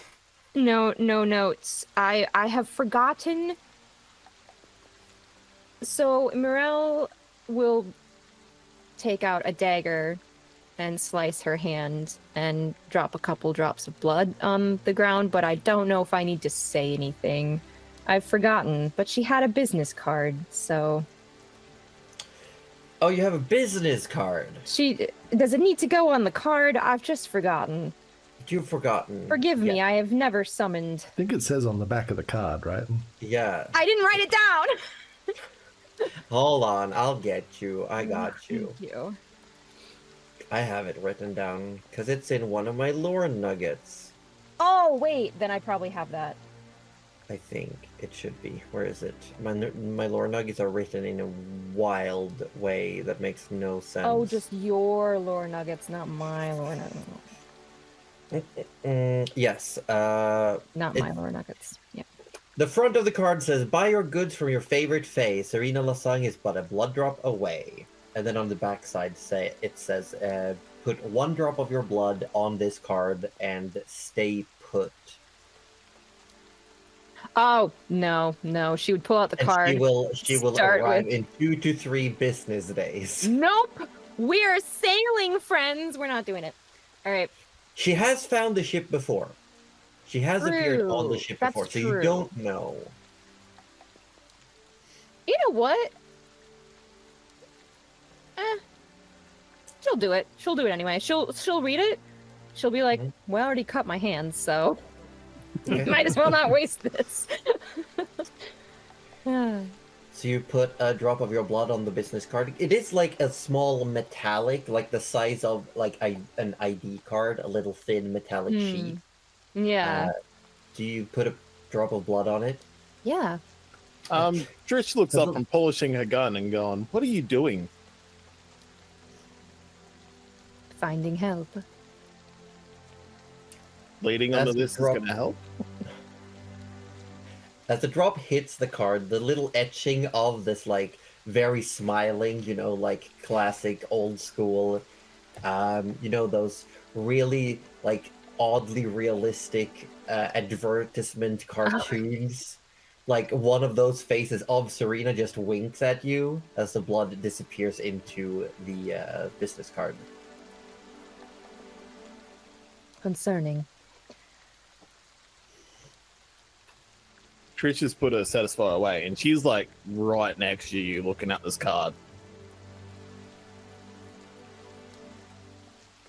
I mean, Morel will hand it over if she wants to look. No, she doesn't I think take we all it. have She does one, not yeah. take it. No, Yeah. I don't think Trish has got one. I don't remember Trish getting one. We as a party definitely had one or two, and we sort of split them up. So I just assumed that Morel would keep one because I'm pretty sure it was given to Forrest, and half of what Forrest has is in Morel's backpack. I'm pretty sure the Tinker has one of those witness cards. Yeah. Well, if she doesn't, I suppose she does now. She stole it. There. They would have been handed out freely to anyone who wanted them. Yeah. Yeah, so she's like shoulder to shoulder looking at the card, hands are behind her back. What now? Now we wait and see if she can keep up. Oh. And she's kind of like holding the part that says like 2 to 3 business days. Well, would you like to get some food? All right. She hurries off downstairs, see what food's around. It's gonna be fish. Yep. It's fish. Do you follow or do you stay where you are? She'll have another quick look at that card, being like, it definitely winked, right? And then she will pocket it and follow downstairs. It looks fine now. It looks fine now. You haven't really had it, like, checked in any way. Oh my god, she's just in the... It's like a Pokeball. She's just in there. I don't know. It's a credit card, but instead of filled with money, it's filled with a person. Yeah. You know what? Actually, she'll keep it out. I want to, like, do an Arcana check. But I don't really know what I'm looking for. Oh, no. I want to know... Because obviously it's, like, going to be a little bit magical if it's calling her. She just wants to know what type of magic. Okay. You don't have Detect Magic, I take it, then? Probably not. Nope. I can detect the thoughts of the card, but not the magic in the card. So that's super helpful. We do not want to do that again. If you try to read the thoughts of the card, it just comes back as money, money, money! She's like, considering that it has thoughts, but okay. Make an Arcana check. I will say, no, it's a straight roll, because you have interacted with this type of magic before. 15. Okay, 15. Yes. You're happy with a 15? No pushing? No nothing? Well, now I'm not happy with a 15. I'll put. Oh, how about Maybe a 19? she purposely says that stuff for us to use up. Probably. It's okay. I need a push to use my push. No, with a 19, in the correct angle of light, there's just this finest little markings of etchings. Like, this is impeccable craftsmanship, but there is some form of circuitry magic going on with this card. Okay, interesting. And you're quite sure it's like a transmitter. It's very temporary, and you're pretty sure, like, adding your drop of blood just activates it. Okay, so it's not always listening, but it's listening if you add blood. Okay. Yeah, so right, it's more like right now it's like pinging its location to something. Yeah. Okay, that's cool. And she'll just kind of smile. You can tell any like super specifics. You're not an expert of this type of magic, but as far as you can tell, it's some form of, I think it's divination magic. Okay, that's cool. And thinking of the circuitry, Meryl will probably smile and be like, Tinker would love this if he wasn't locked away. And you hear it like, it's wild. How did he get a jackhammer in there? It's just constantly like, brrr, coming from his room. Tinker, not my ship, right? I'm sure I would know. Doesn't seem like he can hear you. No. Too loud. It gets quiet, and then you swear, like, what is that sound? It sounds like a vacuum cleaner. What is it? I don't even want to know. I do not want to know. Once you come find the food, it's a nice little plate, fork, knife. Trisha's even found a little flour to put on there and glass to drink. How did you find a flower? It's a bit old and wilted a little bit, but she's trying. Cute. If Ozzy was here, I'd have him roll to see if you had pressed that flower in the poop book. I was wondering if it was pressed in a book. At the smell of food, Sam comes out of her room and wearing quite relaxed clothing, but she has her circle cape worn up as well with the hood on. At this time she's taken her braid and almost like got it like a really thick, comfy scarf around her neck. That does sound so comfy, not gonna lie. And it looks like the pattern has changed on it. It's still a symmetrical, but like a different Rorschach page is showing on her hair right now. Yeah. Trish is actually in a true form at the moment because she was doing that upstairs practicing. So, would you have been in your true form at any other point while Sam has been here? Nope. Okay. Sam looks you up and down as she approaches. She doesn't seem surprised, but she's definitely like looking at you. Trish is actually not looking back at her. She's headed in a book. Okay. Mirel, you can definitely see that Sam is definitely checking out Trish, but then decides, nah. We won't tell her. Poor thing, it'll break her heart. Amazing. Mirel is gonna pluck at the flower and say, "Where did you find these?" And she pulls out another book out of this one, and there's multiple leaves and flowers in this book. She will take a very hesitant sniff, but knowing that it's probably been pressed, I don't know that it will be very smells smelly. Like soggy paper. Yeah. This like one you went can't through read the your- writing in the book. It's literally just flowers. It's just huh. I do not know which flowers are edible. You don't eat it. It was for decoration. Just casually poisoned the food with random. I mean, Yeah. like, we don't have a lot of flowers over in the free sedum to put on it fish was the plates. poppy Like, flower. yeah, like a seaweed. nice I'll nap. have that. It's Yeah. the milk of the poppy. Oh, I see. Trish will then also notice the shit. My blank. Why can I not remember name? Sam? Yep, that they are awake. And goes, "Oh, hello." She leans forward like that, and she just pitches her like in her eyes. She sees that she's dragonborn, or got a purple skin, and she's like, "Uh-oh." So she is pretending that she's not freaking out, that she's in a true form. Maybe this is the illusion. Oh. Hey. Hey. Sam will see what's happening and go, "Oh, who are you?"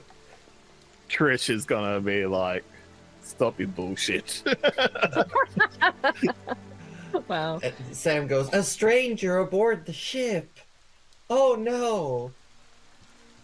And then Whatever will I do?" she then gets up and goes, "Oh, I'm the stranger that's gonna take your heart away." She's like put on a bit of a performance about this. Mirel Yeah. looking at her food, she's like, "This is between you two?" And Sam immediately goes like, "Ooh,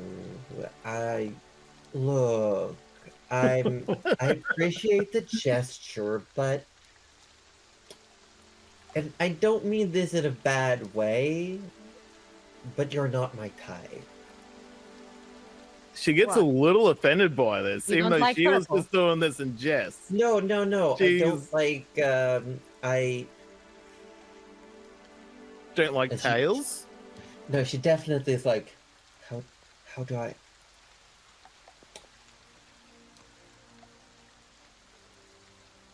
Now, Let me know if this is too much information, but no, it's more that there needs to be a risk to my life involved. Meryl snorts into her face. Trish sort of just half smirks at that and goes, no, it's okay. And she sort of sits back down.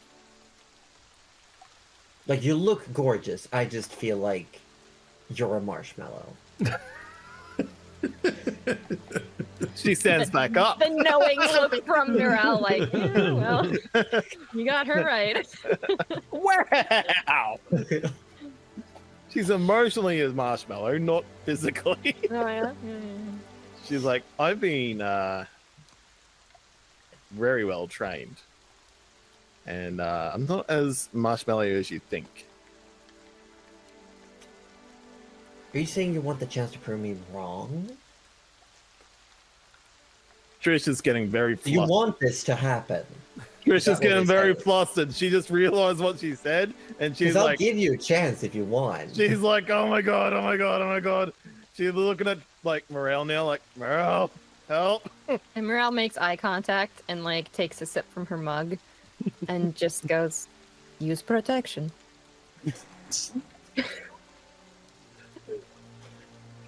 Trish kind of one hand grabs the table. Unfortunately I can't. It's the moons. The moon's not aligned. It's just not the right time. And she's like quickly walks out of the room, flustered as fuck. Ah, yes, the moon in the middle of the day.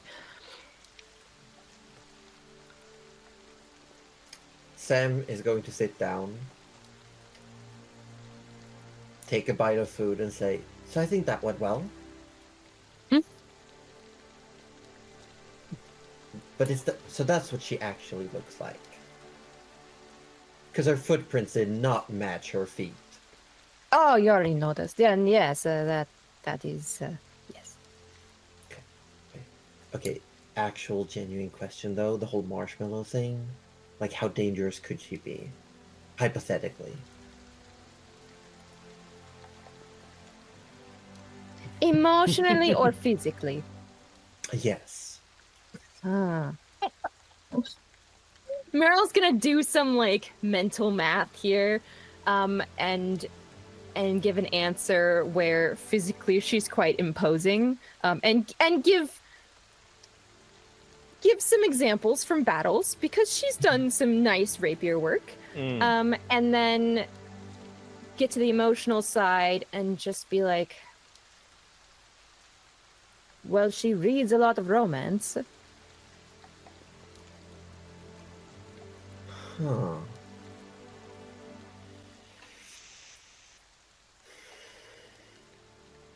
Dangerous, but not in the way you might think. It's like, but new. Dangerous, but new. And then Sam just shrugs and keeps eating and says, like, with a mouthful of food, like, so we're getting pretty close to Campbell. No, sorry, Logvar. And I just want to say thanks. No, thank you. You're the one who paid. Yeah, but I feel like I still gotta say thanks. Could have been worse people. Could have been horrible hosts. Ah, well, you still have a day or two. A day or two? What is my tongue doing? Also, is that the actual... Is Logvar in a day?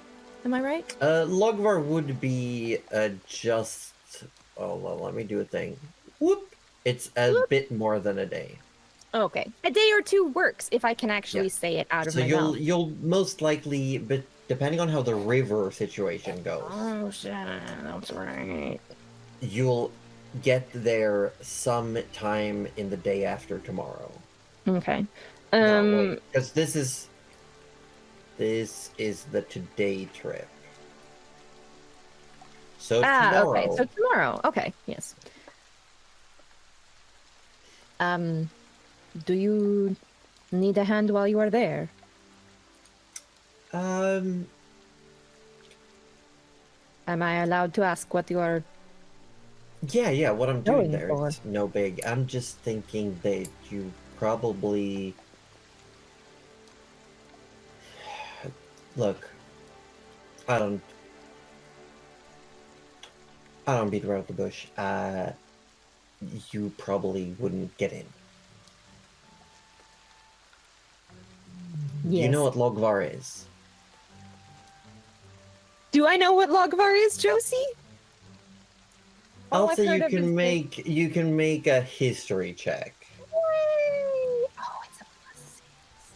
Oh, that's pretty but good. It's a 2. So it's only an 8. Oh. So you don't Yeah, know. no, I don't think it's important enough to push. Like, she'll be like, I have heard the name, but it is It's just a place on a map. well, it's a pretty big port. But it's the port where there's also a prison. And it's pretty much where people are sent to be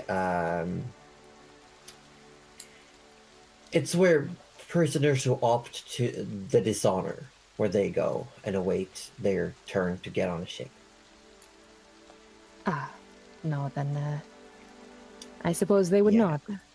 If they No. value their ships. Yeah. Okay, wait, what? Huh? What? Just gonna tuck that one in the back of my head for another day. Trish But will yeah. storm back in real quickly. And by the way, if I wanted to have you, I could have you. And she Wow. just... She, And Sam looks at you, and says, well, what are you waiting for? like I said, the moon's aligned. And she walks back in.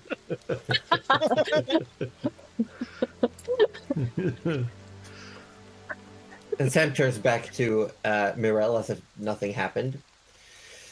Yeah, no, I'm going there because I have a lead for one of my personal things. I'm looking for someone. Well, don't know if it's someone or something. And a person who was sent to Logvar from Veldale, actually. I'm just gonna see if I can get a chance to talk to them. Me and Cuddly both looking at the map to see. Yeah. Yeah, how could you tell? I just see I a was like, little, didn't we I just see come a from little there? cursor moving around. I was also just looking. Veldale? Oh, What are we Veld. like? All Oh, right, that- right. Yeah. We That's- went through there. That was the one Yeah. with the bridge that we definitely broke. I'm You not also did pick up Sam like just on the west side of the Ember Lake. Yeah. So it kind of makes sense that she'd be on her way. You haven't heard anything about it's like I don't know if this is prejudice towards the Wavekin. No, I suppose. No, what? How about you ask, and I will Do tell you know? Do you know the hag Finnica? Do I, Josie? Is that an encyclopedia? Encyclopedia Finnica. Yes. Egg Finnica.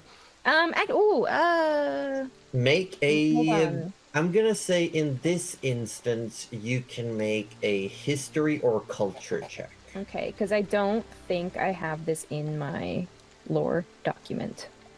No, you wouldn't. No. Okay. History, culture. Okay.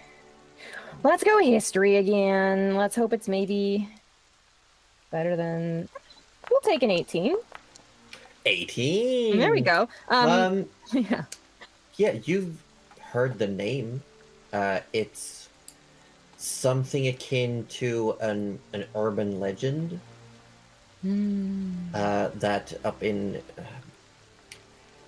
somewhere, most often described to be on Thirabon, but sometimes in the northern parts of the Amberlands and Simora.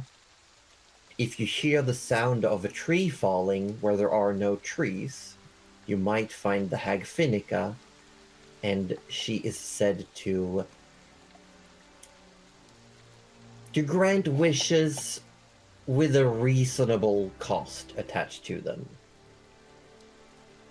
Oh, interesting. This world still has your classic hags and like great beings that make deals, but this one specifically is apparently a bit nicer and doesn't ask for like sadistic, cruel types of payment. Oh, that's nice. Yeah, and Mirel will say, no, that is fine to ask. I have heard of her. What, is she traveling? I mean, she always travels as far as I'm aware. Yeah, it was said in sort of joking tone, but just since she isn't usually that far over, or at least in the legends. All right. Yeah, so I need to find her. Bit cheesy, but I have something I'd like to ask for. Yeah. Chris sort of enters again, but this time she doesn't say anything. She quickly goes back to where she was sitting and collects her 3 books and just walks out. But on the way, she's going to put her hand across her shoulder and just quickly walk out. Sort of feeling like she might have lost something real quick. Checking that the necklace is there. And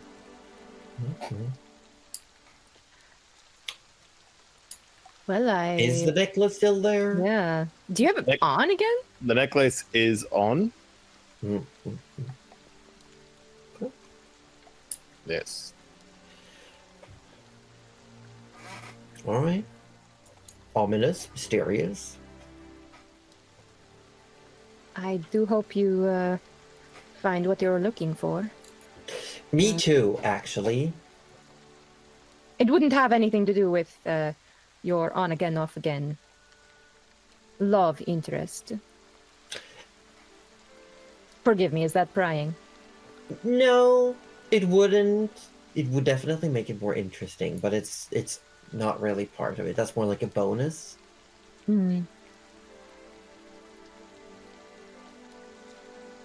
But no, I'm as most people. I have something I wish for, and I don't know how to do it myself, so when I have the time, when money and time allows, I tend to further my search for Finnica. Well, hopefully she is where they say she is. God. Maybe. Look, I'm hoping, apparently, this guy in Logvar, he made a deal with her, and I was just gonna go basically follow where they met, see if there's any clues. It's gotta feel awful for him, though. Imagine getting your wish granted, only to then end up in prison. Like, what would he wish for? Maybe he wished to end in prison. That would be wild, but no one would expect it. Free food? Free protection? Life I on the don't boat? know. If it's in Logvar, I don't know. Protection. I don't know if you've heard what the life expectancy of the Dishonored are. It completely depends on where they get stationed. That much is true. And from what I've heard, he talks a lot of shit. So I don't think he'll make it very long. But if he's lying about Finnica, whew, Even less long of a life. yeah. Sam just says that matter-of-factly. Love that. Anything else you want to do this day? Nah. I want to stick Forest. You're gonna stick it to Forest? I'm gonna stick it to Forest. Yes. Okay. After reassuring Sam that she was totally kidding about the boat thing. Ah, okay. Sure, make a persuasion check.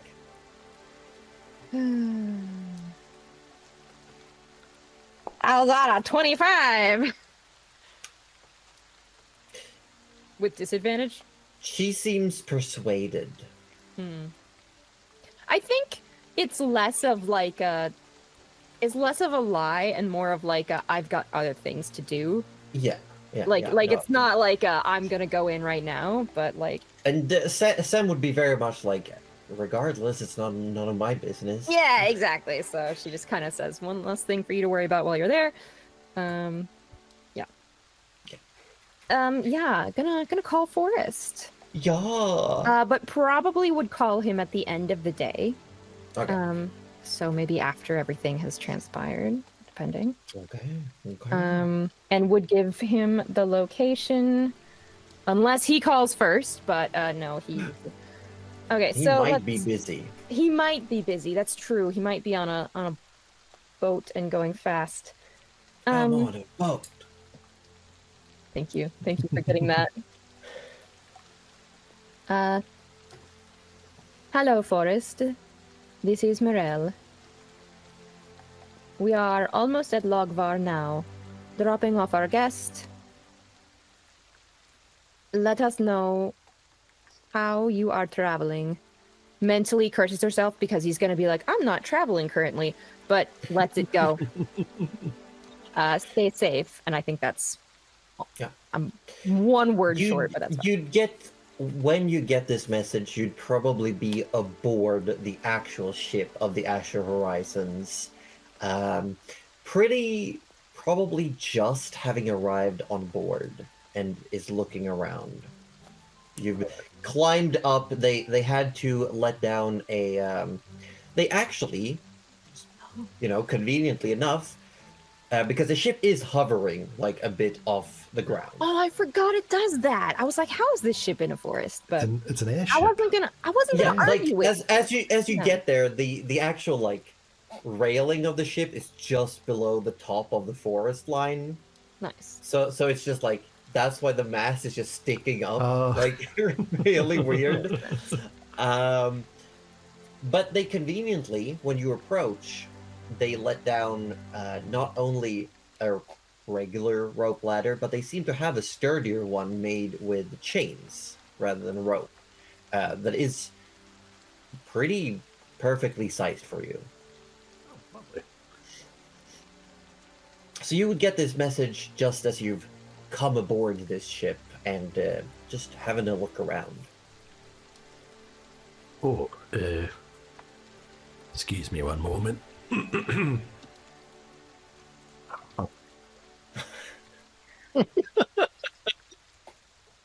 Hello. It is more muffled. Morel. It's Forrest. I know. I found my way to the pirates. Really? And I'm on their ship now. What? It flies, you know. I didn't know that. Also, I found a bird that knows where Eobard was took. So we'll have to go. And that was 25. She's kind of waiting, and then she realizes that's really all that could have come through, and she... For the deep. All right. Well, we'll have to go. Hal, You'll find out later. You'll find out next episode. Also, Josie, before anything happens, I'm sure Orby and I, at the very end of the day, would love to put half our spells into Hold Eater things. Bye. Well, considering Trish doesn't have many left, she would do that anyways. But before Trish falls asleep, she's actually parked herself up as guarding what she did like last night. But she's got a book and a blanket this time, and she's very quickly fallen asleep. Straight off. Like, she tried for maybe 5 minutes before she fell asleep. Okay. So you put spell slots, you bed down for the evening. Forest, as you come aboard the Azure Horizons, and the ship itself has been painted to showcase a dawn, where at the very back of the ship, you know, that flat butt almost of a ship. Ship butt. There's of course, is the ship butt. technical term. Yeah. Yeah. It's a very, very technical term. It's called the Ast Castle. Is it related to the poop deck? Yes. It is. Yeah. It's painted like the top half of a sun, with like sunbeams coming off of it. And then as you go across the ship, the colors go to showcase that brightening, rising sun as the sky gets clearer and clearer. And at the very front, there's just this beautiful, crisp, clear sky blue. Currently, you see no sails. There are several anchors that have been weighed down. There are ropes tied to nearby trees. There's also, you can feel the sensation of something in the air, like a shift as you approach the ship, and again as you get on top on the actual deck itself. Like there's just something, a vibe. You've sensed similar before. I'll say you don't get any specifics, but there's like magic afoot. And you did see the rope ladders lowered down for you, but you didn't see anyone on the ship as you approached. But as you get up and you get that other sense of like, oh, that there's something magic, there's something, it's like a different smell or a different texture to the air, and it's like you walk through an invisible curtain and all of a sudden there's like a cacophony of sound around you. There's people walking back and forth in the rain, and I'm just gonna hope this music doesn't kill us.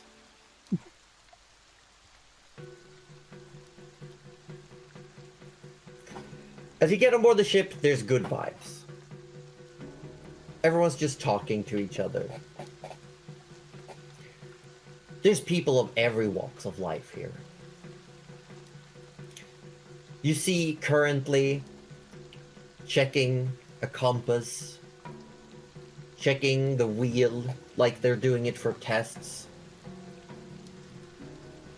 This music was really It's a bop. strange. I'm bopping. Orb's bopping. Okay. I'm sorry. I'm being distracted by the music. It's okay. You can change it if you want. We enjoyed it while it lasted. We were gonna start shimmying to it. No, don't. Don't do it. The power of the shimmy. The power Don't of the shimmy, please. I think... No! Jesus. Ah, she came. Amazing. Suddenly It's loud so quick. circus organ. Yeah, I'm sorry. I was trying to find the right one, but it's gone. It's gone. My music is gone. No, We can your go music back to the is shimmy. Perfect. We Do you won't want shimmy. shimmy? We promise. We promise not to shimmy. We'll just enjoy it in our heads. Okay. What do you mean we? I will I just didn't enjoy. get to shimmy the first time. Well, maybe you should. I'll try again. As you come aboard the ship and everything comes into view, This is supposed to be the shimmy. Doesn't sound like the shimmy. It's definitely different. It's built on the shimmy. I hear it. I don't know. No, I can't. No. I can't. Okay. All right, guys. I know we're laughing, but it's hard to find background music. Especially when everything's changed. Yes. Yes. Damn Fire Nation. It's hard enough to find it even when you've Fire got it lined up. So let's be real. Like when everything's changed. Okay, no, or just. I was gonna make that joke. We're just doing. No, I have it. I found it. This one. Oh my gosh. Please. Here we go. Ah, I love it. As you come aboard the ship, immediately you see the two kobolds, Tony and Dougal, run off. And they do this weird, like, high five, grab hands move, but there's three of them all of a sudden. You see a third one has joined them. And they're just, like, start talking to each other in the same language that, you know, Tinker and Trish talk. And then all three of them start clambering up ropes, and just like you've seen Tinker try to climb the mast a couple of times, these three just like shimmy up towards a crow's nest hidden among these fake branches, where they almost seem to have like a clubhouse set up, and it's eerily similar to what Tinker does. So it runs in the family. All right. You see also walking just on deck currently looking over things as you see a Simoran, like an orc in this occasion, is walking around just like carrying some stuff. They seem to be doing maintenance. There's a section of the railing that has been removed and is laying on the ground, and this person is walking towards it. You also see like several Outworlders. One has two horns, the other one has one horn. The one with two horns looks almost monochromatic with only whites and blacks, with just the tiniest hint of purple, and there is a familiar guise to an animal sitting on her shoulder, as you see a cat. But as the cat turns towards you, it has only one eyeball, like in the center of its forehead. Oh. And its tail splits in two halfway up the tail. As it looks towards you, you also hear the clippy clops of hooves as currently walking around, like strumming a little lute, or one of those, what's it called, harpsichords? The one that's like a little string instrument, and it's got like the accordion thing attached to it almost. It's just this weird instrument. You see a plump, stout little satyr who's just walking around the ship playing music for everyone. And there's just so many people.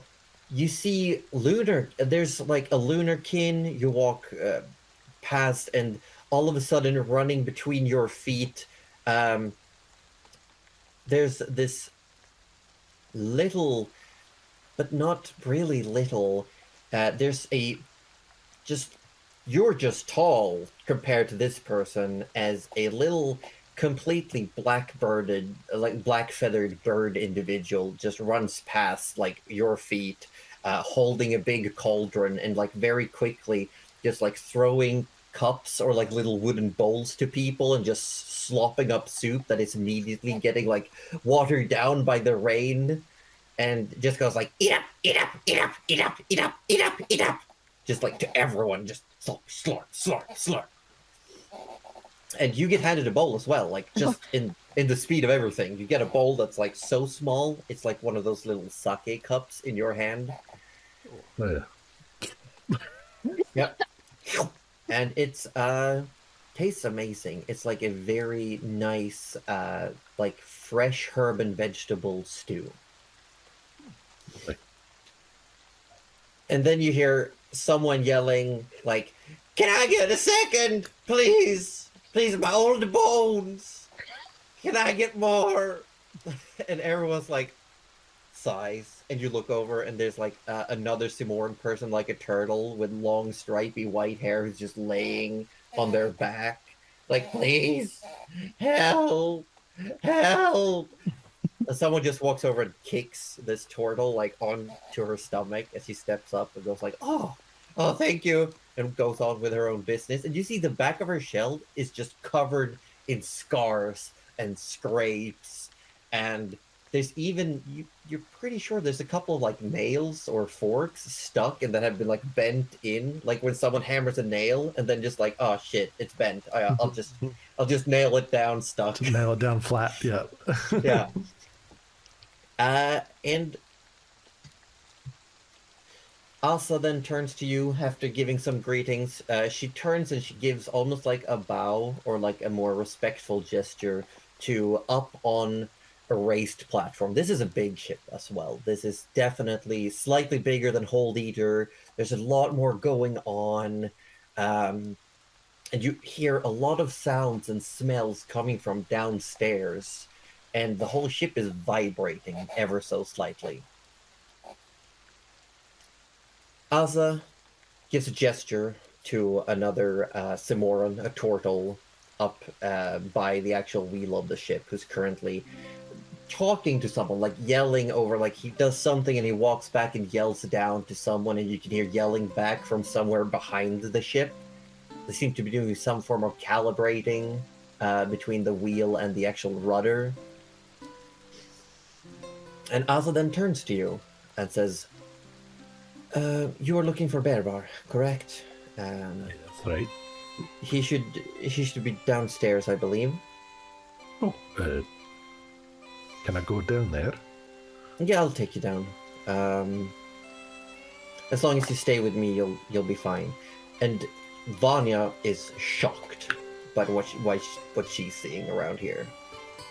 She's just dumbfounded. And you just hear her go like, what?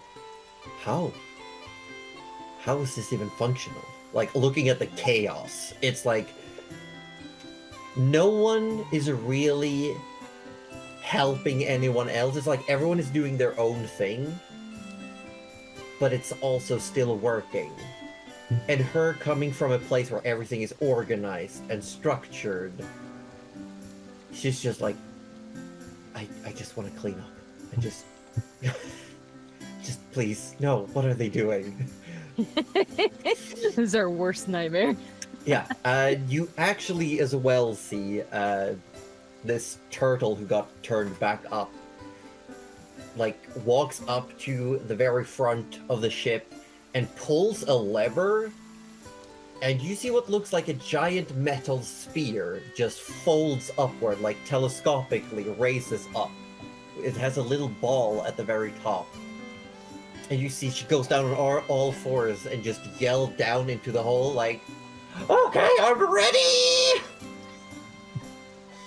And then someone from below yells something, and you see that she, without hesitation, just starts yelling, like cackling maniacally. And from her hands, just lightning shoots out and strikes this lightning rod. And she just goes like,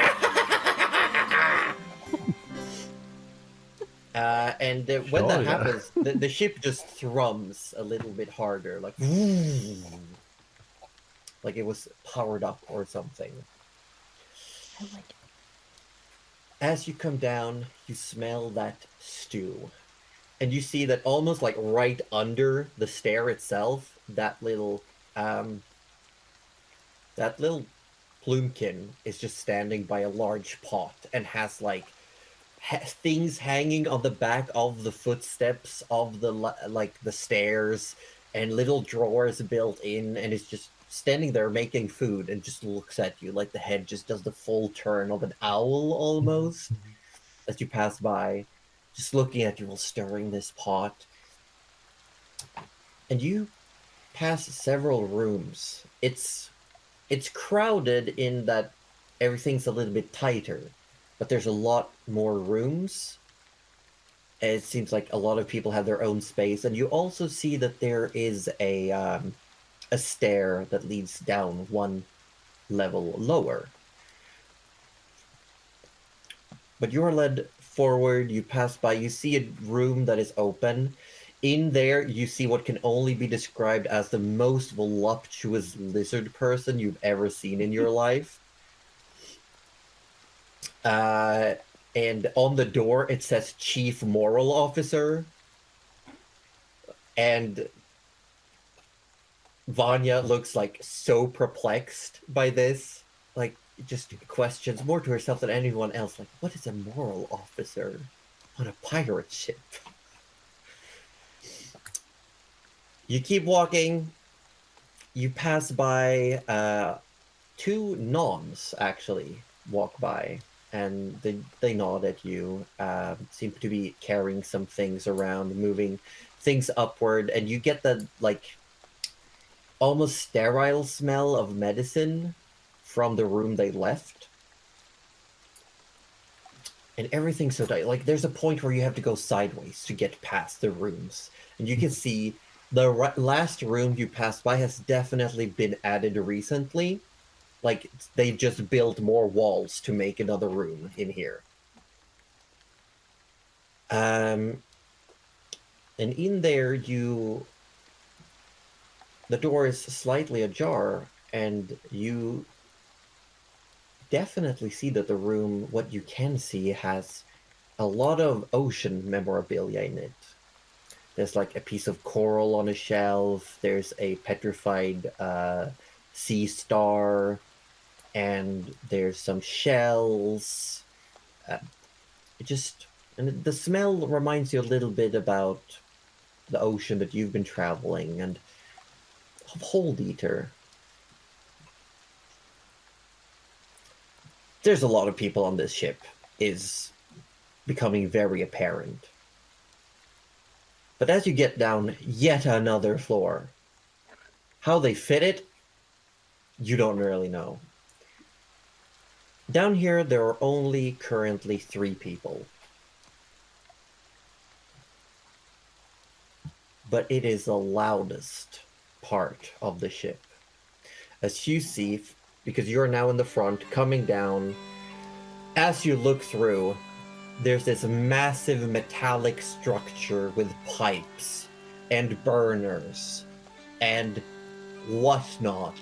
And you see this almost like salt and pepper, nearly shaved hair, wearing like suspender trousers, sweaty and sooty, this nun, this human who's standing there currently with a massive wrench just tightening a bolt, yelling something you can't quite hear, but you see what looks like a young nun as well, probably just like mid-teens, who's currently like looking super shameful and being yelled at. And then coming from behind the machine with large goggles on, you see this giant figure who's like wider shoulder than his own length almost. And you recognize from Eobard's photograph, Bearbar. And you hear, Ron, calm down with the boy. He's just doing what you told him, you hypocrite old coot. And Ron calls back, yeah? Well then why doesn't he just die? Huh? Huh? If he touches my engine one more time, I'm going to throw him out. I'm gonna tie him down until we're in the air, and then I'm gonna throw him off. And you see this little kid is like, I'm sorry, Mr. Ron, I'm sorry. I'm sorry, I won't do it again. And Bearbar pipes up, Ron, you threaten him like this at least twice a day. I can't believe he's still afraid of you. And then this goggled dwarf looks up towards you and then says, Toby, take over back here. And hands what looks like a hammer that's in his meaty dwarven hands. It's pretty aptly sized, but when he hands it over to this Toby, just drops it to the ground and struggles to pick it up with both hands. and walks over towards you and says, then, how did it go, Asa? Did you manage to do the thing? He just looks at you like he doesn't know what to say, really. Like, is it good people? And Asa just nods and says, yeah, we did plenty. Everything's fine. This is Forrest and Vanya, and they want to talk to you. It's Bear Bar. Yes, I am Bear Bar, and you are Forrest, I assume. That's right. It's good to finally meet you. Been looking for a while now. Really, for me? Whatever for? I'm looking for Eobard. Takes off the goggles. And there's like the thrum, this machine thrum going on in the background constantly. And why are you looking for Eobard? If I may ask. Oh, I'm Forrest Barclay. Barclay. Aye. And he's my family. And he got taken. And I'd like to get him back. Asa does like chime in and says, by procurers years ago. Bear Bar nods and says, I assumed as much. Yes. I'll help where I can, but I wouldn't get your hopes up that I have what you need. And also, and he turns around and says, Vanya, my dear, I haven't seen you since you were just a little babe. Look at you now. Here I thought everyone was saying you would become the headmaster of the Heights. And Vanya just looks like, who is this? But then she like steals herself and says, yes, I was actually, but due to circumstances, I am no longer. You know each other? I can't say I know this person specifically. And Bear Bar says, no, she was just a small little toddler at the time. But my, what a head you had on your head. But we can catch up later. Did you have any questions? Are you expecting to stay here? Or I don't know if we have the room. And Asa just shakes her head like, no. Like, no, we definitely don't. No. Well, no. I really came here because, before a little bit ago today, you were my only lead to be able to find what might have happened to him. I believe you made this, and he kind of clangs his chest. You see Bear Bar's eyes. Oh my, and he for a moment looks like he's about to like reach with his giant hands towards you and says, would you mind unclasping your cape for a moment so I can have a look? Oh, sure. Takes the bat cape off. And as it comes off, he goes, oh, but that's only part of it. Where's the rest? I got the rest in my bag. I couldn't quite get it to fit. Yeah, it wasn't exactly made for your proportions. Oh. It's done well by me so far, so I appreciate your work, but... yes, it's... And who... And he looks at the shoulder piece that you've got on. He's like, who did this? Who did this? Oh, there was a nice man... a nice man back in... what was the name of the place? Hague? Hague. But there was a district in Hague. Oh, I believe it was Steel Town. Hey, nice man in, I think it's called Steel Town in Hague. Argor. Sorry. Oh shit. Argor's Is that his Armory. name? I have it in my notes somewhere. I don't know. It was Argor's Armory, Yeah, that's the one. but I don't. Was that his name? Yeah. Yeah. I got you, baby. Oh yeah, Argo the armor. Because Yeah. I have this note saying, "Go pick up Forrest's armor." Yeah. Oh, that's right. His name was Argor. Argor. Argor the armorer, apparently. Argor. Oh, yes. I think he might be my He nephew. was right excited to work with it, I tell you that. It would be. They don't really have a lot of adamantine laying around anymore. Most of it was used up back in the war. I made this out of scraps. So, you gave this to Eobard Yes, originally. he saved my life. Oh, I'm glad to hear it. You're old friends then? Yes, I'm curious actually. How is it that you are related? I don't mean to pry, but you are not a lot of like. Oh, aye, we look different. That's true. Oh, he found me when I was young. Oh, he took When you I in, was- did he? Aye, He had it's a just a heart wee- of gold. He took me in when I was just a wee runt, and he looked after me. And he's the only family I've ever really had. And he was procured, you say, taken away. A bunch of bad men came and they took him. I tried to stop them, but they hurt me. And now you're trying to find him. It's a noble quest. I can't do more than give you what little knowledge I have. Do you know something about these procurers? I only In found Hague- out about them In Hague, we today. are protected from them by the laws and the walls. We may be the city, it might have been the city of artisans, but they don't really dare.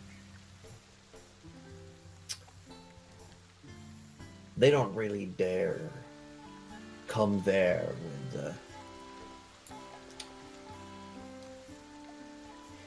with violent intent. But I know a few people that have been taken away. It's a sad affair, really. You know where they take him? I know they take them to Reckwell's Reach.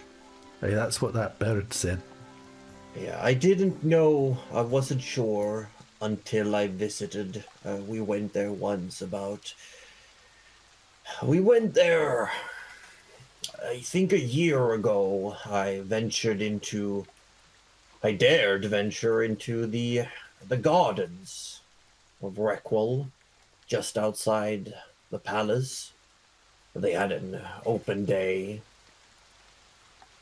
And I saw something, and I just felt like Eobard made that. It was beautiful. Really? What was it? Yeah. It was like an effigy of Reckwell herself, but made entirely out of living wood.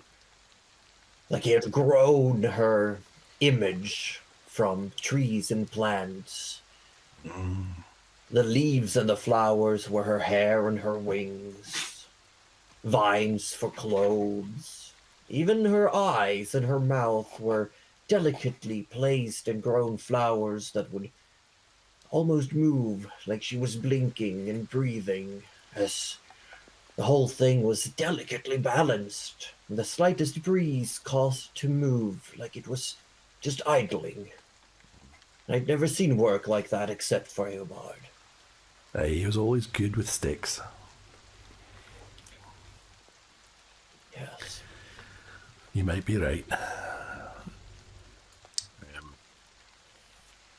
You'd have to confirm yourself, but I was fairly convinced.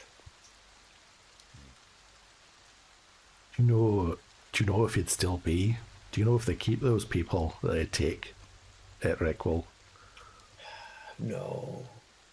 The urban legends say that they are brought into wealth and have their wishes granted after their commissions are complete.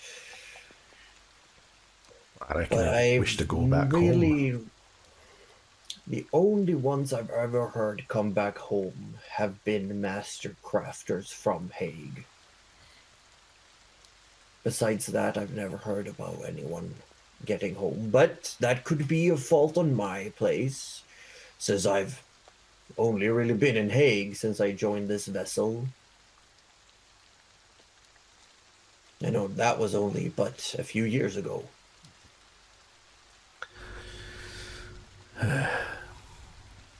Well, I guess that doesn't change really much.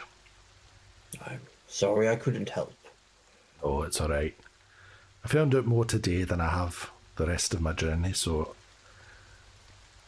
I think all in all it's given me a direction to point myself at least. As long as you keep moving, there's always a chance.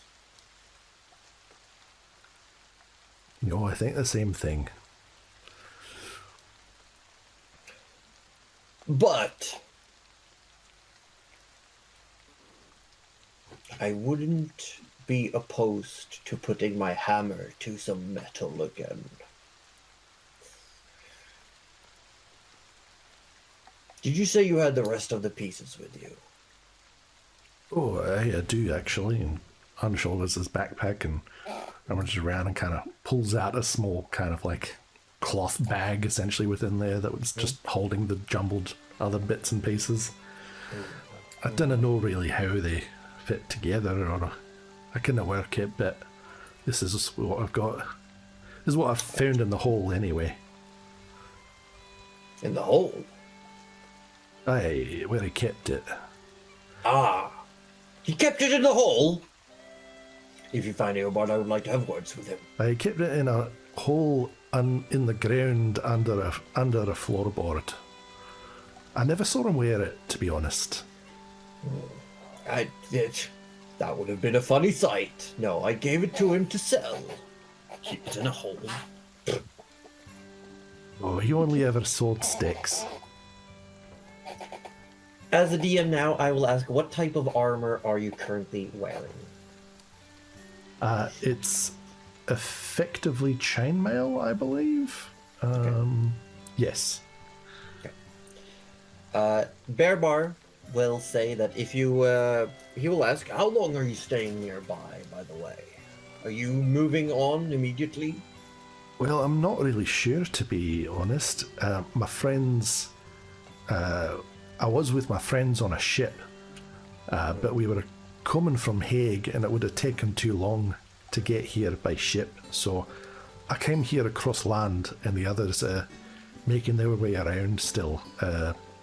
So we've got to figure out a way to meet up somehow still, but I'm not really sure what to do from here. Well, and he throws a glance at Asa, who's standing like arms crossed, leaning against the doorway that goes back up. And he sort of like raises his shoulders and says, we were going to station ourselves in the Gold Grove for the dark season. Perhaps they could meet us there? Whereabouts is that? He says, looking at his map. Yeah. Asa will say, it's a couple of days northeast from here. Oh, I see. Here you go, chat. You can have a look.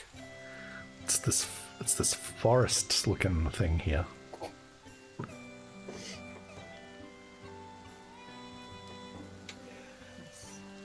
Maybe they could meet us there, if you're willing to also meet us there. I'm afraid we don't have room aboard the ship. No, that's all right. If they could, if they're coming by sea, if there's a place we could meet up at by the sea there. That would be good. Also, will say, since I'm the one in charge of that, I think we can make something work. Of course, if we travel, you can stay on the ship, and if you need to somewhere to sleep, you can sleep on the ship. We'll make it work. But we'll also need you to do some work. We can't have you staying here for free. Oh, sure, that's freeloading. fine. No. I can sleep on. I'll sleep on the floor if I have to. I don't mind. But we're not leaving this spot for at least another 5 days. We've got things to do in Campbell. All right.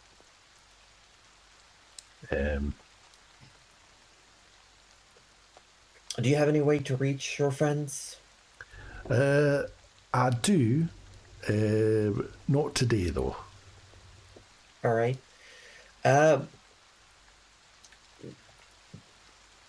Come with me. I will take a look at the charts. And the Bear Bar will sort of like hold on to like the little baggie of armor bits and be like, would it be all right if I perhaps just hold on to these for a moment? Reminisce. Sure. If you want the whole thing, I mean, it's.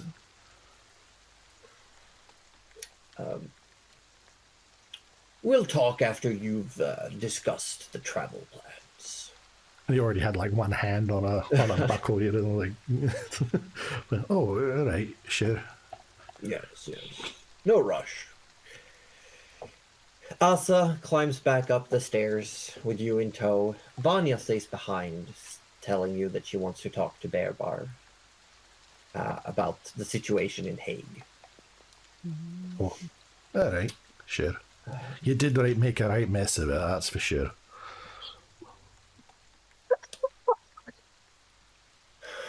Well. All right, talk to you later. Oh my god. As you head up the stairs, you pass through this really narrow corridor of rooms yet again. You keep walking. You pass by all of these people moving. There are times where people have to like squeeze in the rooms just to let you pass because you take up so much space. There is a point where you see actually a second dwarf who's also like trying to squeeze through this tight corridor. This is a more of an effeminate dwarf, but still incredibly wide and large. As you come up, Asa quite literally kicks the door into the captain's cabin. Nice. As she walks up to this massive desk, she sits down in what is a beautifully lacquered chair with like leather dressing, and she just grabs a bunch of maps and tools and says, okay, let's figure out how to get this to work. And that's where we're going to end for today. Wonderful. Wow. Threw Vanya under the... Wow. She will never financially recover from this. You did that to my girl. Yeah. She is a victim. Yes and no. Well, okay, but she was probably gonna get pushed into that seat anyway, right? Right?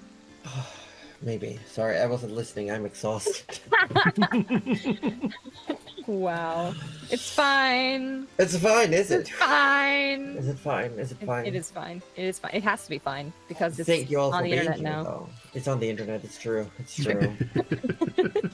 Can't do anything about it. Well, there now. But Forrest has now a new lead. I'm so excited. That was... You have been looking for Bear Bar since, like, what, episode 3 or 4 or something? Since 1! Oh. No. It since... would be 2. 2 or 3. Probably, 2 or 3, okay. Yeah. Probably 2 or 3, yeah. Yeah. Well, yeah, because you found the. It only took us 40 episodes. Well, had the actually, picture. technically, I would say it was from 1, but I didn't know his name at 1. Yeah. I only had this. I only had his maker's symbol. Yeah. So I was technically looking for him. I just didn't know it was him. Yeah. It only took us 45 episodes. See, we get stuff done. You get stuff done. I mean, there's lots of things could happen. Yeah, But now exactly. most of you have a reason to travel east. Most of us. So we're going Stares west, at the right? two things. South. It's fine. We can wait. Nothing's bad. It's not like you have to make a decision. It's totally fine. It's fine, guys. It's fine. You take the boat. I'll swim. I mean, you're faster than the ship, so. On a good day. I mean, you could just, Take over the airship. Yep. Oh shit! Get an airship. Get an airship. Teach whole leader to fly. Okay, but I mean, I'm not averse to doing that. I mean, if eventually. I cast enough, flight spells on it, would it not eventually learn how to? Yes, it would just take you a year. And it's been how long? Not even almost. Not a year. And that would still be Not like even a month. no. But going to the Reckless Reach, that's probably the best way to make it happen. All you need to do is just acquire a shit ton and a metric ton or more of anti-gravel and feed it I to think Whole you Leader. mean a ship ton. Oh my god, anti-gravel is a fantastic name. Anti-gravel. Yeah, anti-gravel. It's I the love that. actual Yeah. material of like negative buoyancy rocks that make It's up Reckless amazing. Reach. Alright, so we're going there and we're just feeding anti-gravel We're to Whole already Leader going there to make enemies, so we might until as well we've got make an more. airship. Yeah. And you know where I'm going? To bed. Oh, Good bed. that was a good segue, actually. Yeah, anti-gravel Oh, yeah. is how. Yeah, Power knows. Most airships, they have a goodbye orb. Orb has been playing Trish's Motherborn, and now he's heading to bed. Goodbye. No, but the way most airships, they have anti-gravel in some way, shape, or form attached to them or inside them, which gives them a neutral or mostly neutral gravity, and then they all have various propulsion systems. That's where most of them vary. Ship, though, that cloud's gonna come for us as soon as we put that on a ship. I can't have that. The Cloud cloud famously my is Leviathan. known for eating. Airships. Yeah. Airships.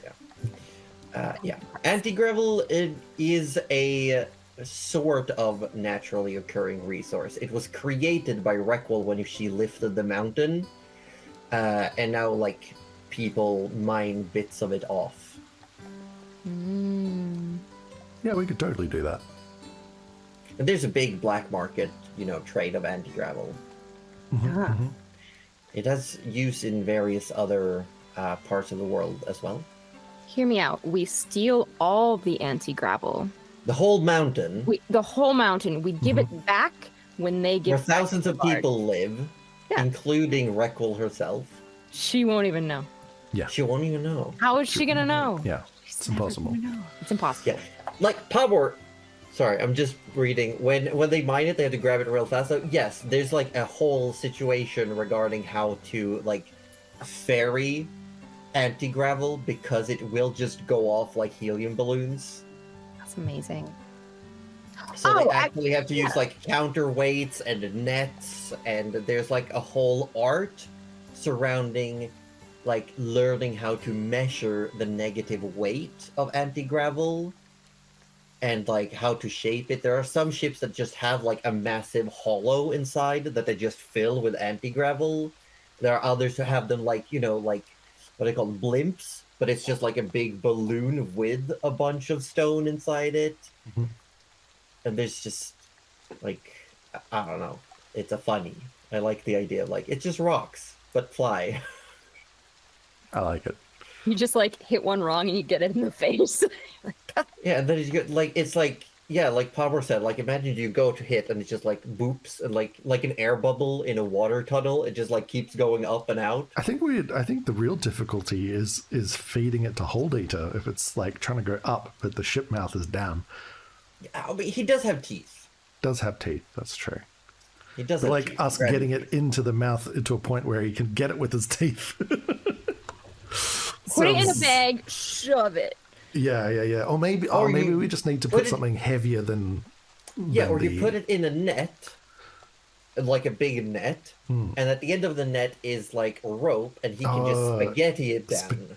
Perfect, yep. Like Lady and the Tramp, but Problem different. solved. Problem solved. There we go. There you go. It's just that easy.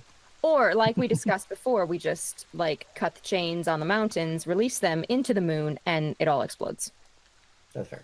And then The yeah. reason that is also like the whole anti-grav situation. Here comes me with my pseudoscience lore. Right. I'm The here for reason it. people haven't been able to reach the top of the moon where the mythological city of Sandra lies is because of like the air thinning, because the anti-gravel is supposed to be lighter than air, but only ever so slightly, so the air is pushing the rocks up. And so we when they do get bring higher the up, moon down. Okay. yeah, so when the rocks get higher up, there's less and less air and lighter gases, and so it can only get so high. All right, that's before it fine. We stops. bring the moon down. We can meet them. So what you're saying is we In the need middle. something else to A train. a space If- train. A train with anti-gravel and a really big ramp. Ooh, I think that's it. I think that's it. I think that's it. Yes. Anti-gravel and a bunch of harpoons. And a that might be harpoon a to way. bring the moon down. There we go. Harp moon, if you will. Harp moon. Oh god. Right, so we can get to the top of the atmosphere, and then we just Yeah. need some kind of like booster rocket situation to. Yeah, to none of the go through currently space. existing propulsion systems have made it there. Yes, everything will where's be in gonna be harmony. Get out of here. Yeah, Get no, that I get it. lunacy out of here. Funny. I funny. figured it out. Yeah, no, that's how we think you will wrap this up next session. Oh, I got here's, you. We'll get the here's moon a down no, here's here. an adjacent one that Oh. to that lunacy. Lunacy. Is Yeah. that's Yeah. Roju's. Yeah, And then I would be like, but it's fine because you have solved the Yeah. problem. Oh, Haha. I like But it. people, we're gonna find somewhere to raid, and you I will got see you. us Sunday. Also, as the Aussie Devbold, yes. Remember, it is Happy Gay Day of Rainbow Month of Pride Year. Every day this month is Happy Gay Day. You have another friend doing D&D? Cuddly, you are our designated raider. You are in charge of choosing. Oh, You have responsibilities, It's- Cuddly. Feel I'm sorry. free to It was panic. too late. I had it typed in. Feel free to panic. Send me the message, and I'll be sure that we're following them so we can check them out. there you I- go. But just everyone, know we someone else is hope doing to see Pride. you all next time. We're gonna be heading off real soon.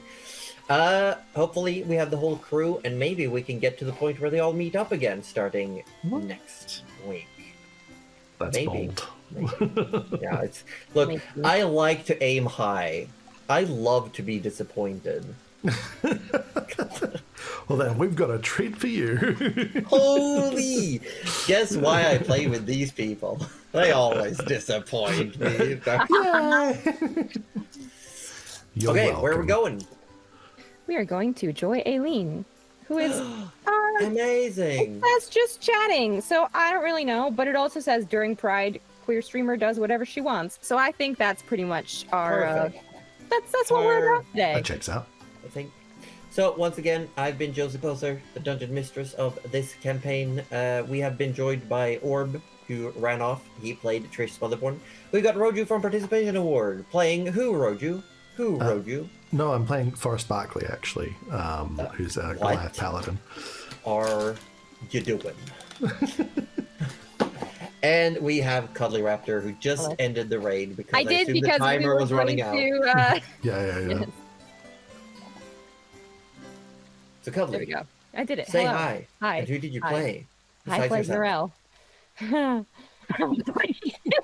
I played myself and I played Morel. No last name. Last names are for nerds. Thanks so much for being here. You're all great. We'll see you Yes. soon. Thanks for hanging out, everyone. Mwah. Good night. Mwah. Mwah.